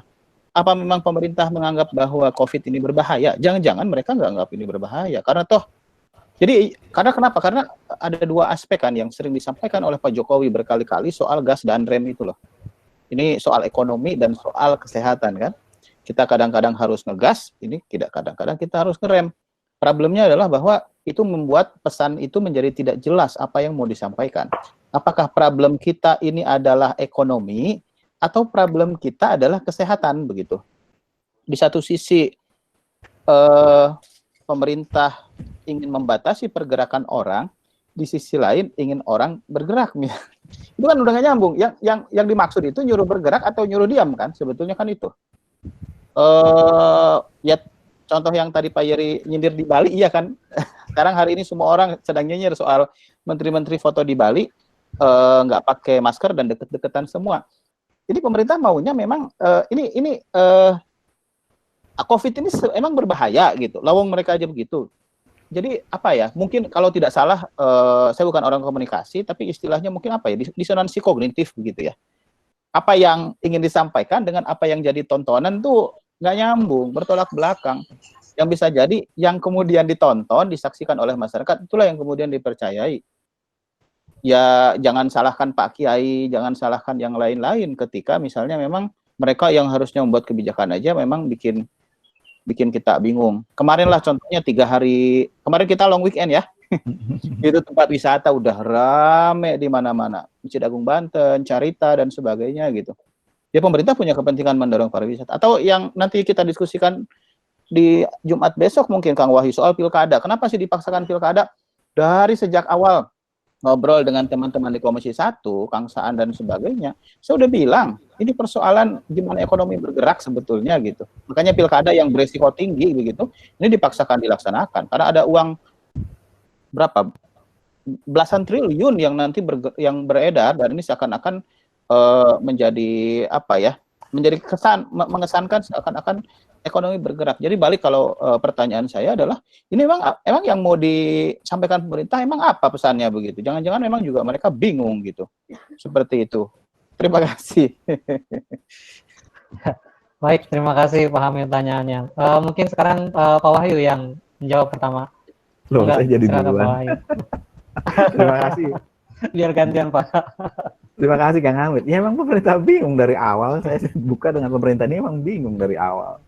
Jadi sekarang dilemanya begini. Saya sih ngerti sebetulnya dilemanya pemerintah. Ini maunya sih emang orang disuruh diam. Kan cuma kalau orang disuruh diam, ini negara bisa kolaps gitu. Jadi dicarilah keseimbangan antara kesehatan dan ekonomi. Tapi saya punya posisi begini nih. Sebetulnya yang nomor satu itu yang paling penting kan kesehatan dulu. Kalau orangnya sehat, survive gitu ya, ekonominya bisa tumbuh. Tapi kalau nggak survive juga orang-orangnya, perusahaan yang sekarang ini, ya memang pasti akan berat untuk recovery. Jadi di perusahaan juga banyak strateginya itu adalah strategi bertahan saja, tidak ekspansif. Ekspansinya nanti kalau udah ketemu itu vaksinnya, baru nanti digenjot lagi. Ketakutan pemerintah juga bisa dimengerti kalau nggak ada kegiatan ekonomi orang bergerak, nggak ada transaksi, nggak ada pajak, kita sebagai pegawai negeri 6 bulan ke depan mungkin nggak gajian gitu. Dan itu nyata juga buat pemerintah kalau nggak ada gaji. Nanti kalau dosen-dosen berontak karena nggak digaji kan repot juga. Jadi memang nggak mudah situasinya. Sebetulnya kalau menurut sisi saya sih yang paling bisa dikomunikasikan ke pemerintah kepada masyarakat adalah dalam kondisi yang disebut AKB ini adalah soal risiko. Jadi pemerintah harus sepakat dulu di antara mereka bahwa yes ini kita akan buka ini PSBB lebih longgar supaya kegiatan ekonomi itu bisa bergerak. Tapi pemerintah juga harus jujur dengan risiko-risiko yang dihadapi oleh masyarakat. Jangan ditutup-tutupi gitu loh. Saya salut betul sama negara Swedia itu dibandingkan negara-negara lain. Dia memang bilang memang kita pakai herd immunity kok.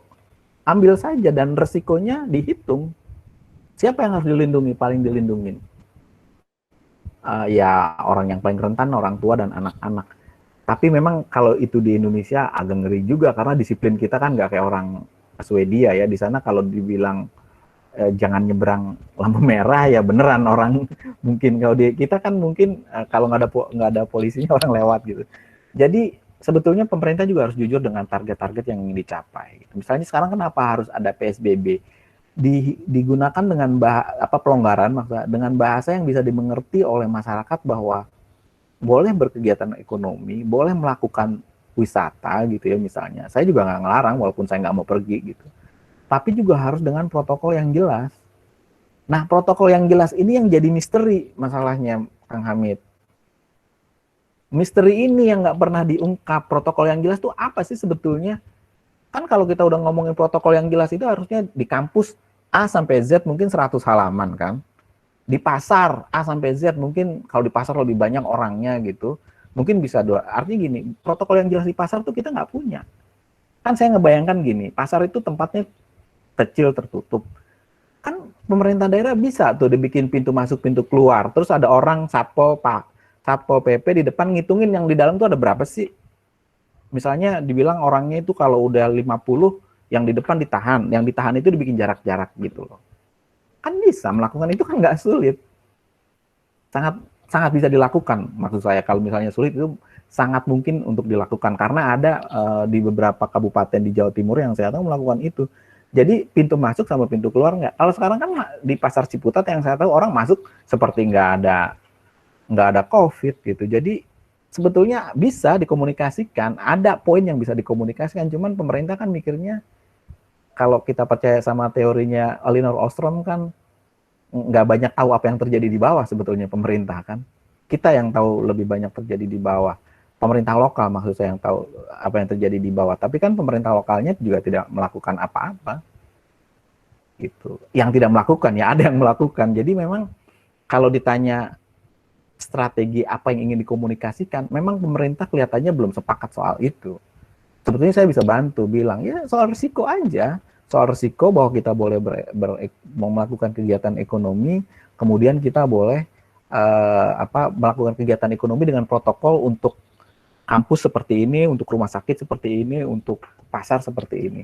Itu aja yang dibutuhkan. Nggak susah-susah banget sih kalau menurut saya. Bisa dilakukan.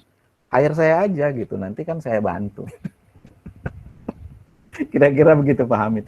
Menurut saya sih lebih ke komunikasi ya, tapi juga memang mungkin kalau dibilang resources pemerintah terbatas nggak juga ya. Mungkin prioritas-prioritasnya sekarang ini kelihatannya udah berpindah dari kesehatan ke ekonomi. Karena yang feeling saya ya kalau saya ngobrol dengan mereka itu ini impresi saya ya. Kalau pemerintah akan disalahkan dengan COVID, pemerintah bisa berkelit, kan ini di seluruh dunia kena. Tapi kalau kita resesinya terlalu dalam dan nggak sembuh-sembuh, itu kan ada di manajemen pemerintah. Nah, kalau Anda dalam posisi pemerintah, mau pilih yang mana gitu pertanyaannya. Dan dugaan saya, kayaknya pemerintah lebih banyak ngambil berat ke ekonomi sekarang. Kalau itu yang diambil, resikonya sekarang yang kita terima gitu. Sebetulnya herd immunity juga mungkin jangan-jangan cuman nggak pernah berani ngomong terus terang. I don't know gitu, tapi kira-kira seperti itu. Ya gitulah kira-kira Pak Hamid. Nggak ada yang tahu pasti juga ya. Terima kasih. Ya baik, terima kasih Pak Wahyu. Pak Yeri mungkin ada yang tambahan? Ya, sebenarnya ada perspektif lain yang selama ini nggak banyak dipikirkan. Jadi kesannya adalah pemerintah harus memilih antara ekonomi atau nyawa orang gitu kan. Padahal keduanya tidak harus dibenturkan. Nah, ya, betul. Cara pandang seperti itu sebenarnya digunakan di beberapa negara yang mencoba tidak membenturkan antara kepentingan ekonomi dengan kepentingan kesehatan masyarakat. Tapi sayangnya kan kita belum tahu apakah sejauh mana negara kita ini dalam tanda kutip berani meniru kebijakan di negara lain yang punya dilema sama dengan kita gitu. Apakah misalnya orang-orang di pemerintahan ini egonya terlalu tinggi, jadi nggak mau mencontek sesuatu yang berhasil dilakukan di negara lain misalnya. Satu. Kemudian yang terakhir saya ingin menekankan bahwa saya jadi ingat ketika bicara data dan COVID segala macam, saya ingat banget satu nama, Joseph Stalin. Dia bilang kalau satu orang meninggal itu tragedi. tapi kalau 1 juta orang yang meninggal itu statistik. Nah, harusnya kan logikanya dibalik gitu, bahwa setiap hari kita melihat berita di media segala macam, angka itu terus bertambah, tapi kita harus selalu ingat bahwa di balik angka-angka itu adalah tragedi gitu, itu orang, manusia gitu, benar-benar makhluk hidup lah gitu, manusia yang ada di angka-angka itu. Jadi salah satu pesan saya adalah kita tidak boleh melihat data dalam konteks COVID ini sekadar angka, gitu. Tapi memang ada kehidupan manusia di balik angka-angka itu, sehingga harusnya kita lebih serius menangani. Baik, terima kasih Pak Yeri. Ini masih ada beberapa orang lagi sebenarnya yang bertanya. Kira-kira kita sudahi atau bagaimana panitia?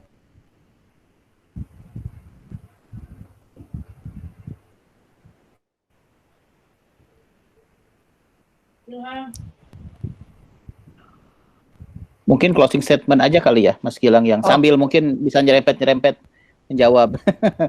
Oke. Closing statement ya. Iya. Oke. Ya mungkin saya mengucapkan mohon maaf ya pada penanya yang tidak sempat untuk ditanyakan karena waktu juga yang membatasi kita semua. Karena itu sekarang adalah closing statement dari kedua pembicara. Kalau tadi yang pertama Pak Wahyu, sekarang berarti closing statement yang pertama dari Pak Yeri, kemudian dari Pak Wahyu. Silakan Pak Yeri untuk memberikan closing statement.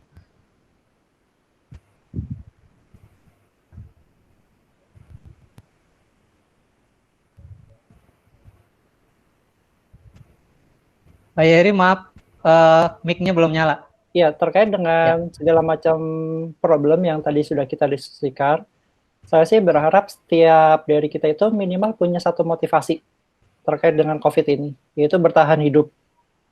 Itu sih, karena kita nggak tahu ini akan sampai kapan. Informasi terakhir dari WHO memprediksi setidaknya COVID ini masih akan jadi problem selama 2 tahun ke depan. Jadi bisa nggak kita coba survive sampai dengan 2 tahun ke depan itu seperti apa, dari segi finansial, dari segi kesehatan, dan macam-macam. Tapi saya pikir harusnya kita minimal itu sih yang harus kita selalu ingat.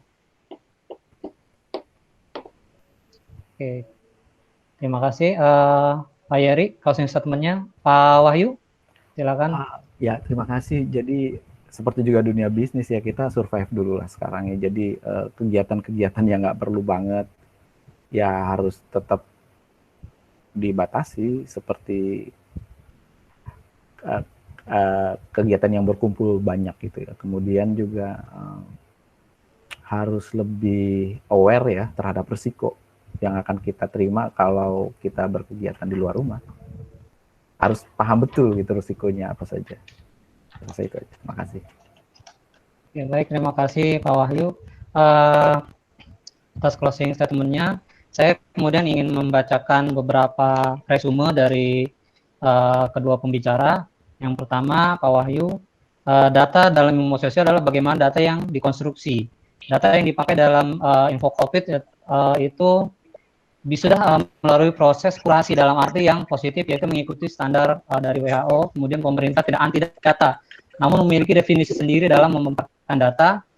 Kemudian data itu ternyata ada yang bisa tidak terbaca oleh statistik, yaitu inclusion dan exclusion error. Kemudian beberapa resume dari pemaparan Pak Yeri adalah ternyata masyarakat Indonesia sudah siap menjadi masyarakat data, dilihat dari banyaknya masyarakat sudah mengakses media sosial yang dinamakan sebagai proses agregasi data. Kemudian kebanyakan data justru dikuasai oleh pihak swasta dan tidak dikuasai oleh pihak pemerintah. Kemudian fenomena ternyata dapat diprediksi dengan melihat timeline data. Kemudian data dapat dikomunikasikan dengan media agar bisa membantu masyarakat untuk mengambil keputusan yang tepat bagaimana COVID-19 ini berlaku. Baik, mungkin itu saja yang dapat saya simpulkan dari kedua pembicara. Kurang lebihnya saya mohon maaf atas selama saya memimpin diskusi ini. Saya kembalikan kepada panitia. Wassalamualaikum warahmatullahi wabarakatuh. Waalaikumsalam warahmatullahi wabarakatuh. Ya, baik. Terima kasih kepada para narasumber kita yang telah mengisi diskusi kita pada siang hari ini, dan juga tidak lupa saya ucapkan terima kasih kepada moderator kita yang telah memandu jalannya diskusi pada siang hari ini sehingga dapat berjalan secara dinamis dan juga baik. Dan tak lupa saya ucapkan terima kasih pula kepada seluruh peserta acara webinar yang telah mengikuti rangkaian acara webinar dari awal hingga akhir. Dapat saya informasikan pula teruntuk seluruh peserta, sebelum mengakhiri acara ini agar dapat mengisi link evaluasi yang telah panitia sediakan melalui kolom chat. Ya, untuk pembagian sertifikat sendiri dapat kami informasikan pula bahwa sertifikat akan dibagikan maksimal 2 hingga 3 hari setelah pelaksanaan acara webinar 2020 seri 2 ini. Sekian yang dapat kami sampaikan, dan saya selaku pembawa acara meminta maaf apabila ada salah kata dan sebagian selama acara ini berlangsung. Dan kami ucapkan terima kasih atas perhatian Bapak dan Ibu serta seluruh teman-teman semua, dan sampai jumpa lagi di acara webinar seri ketiga Laboratorium Ilmu Pemerintahan FISIP Untirta. Wassalamualaikum warahmatullahi wabarakatuh.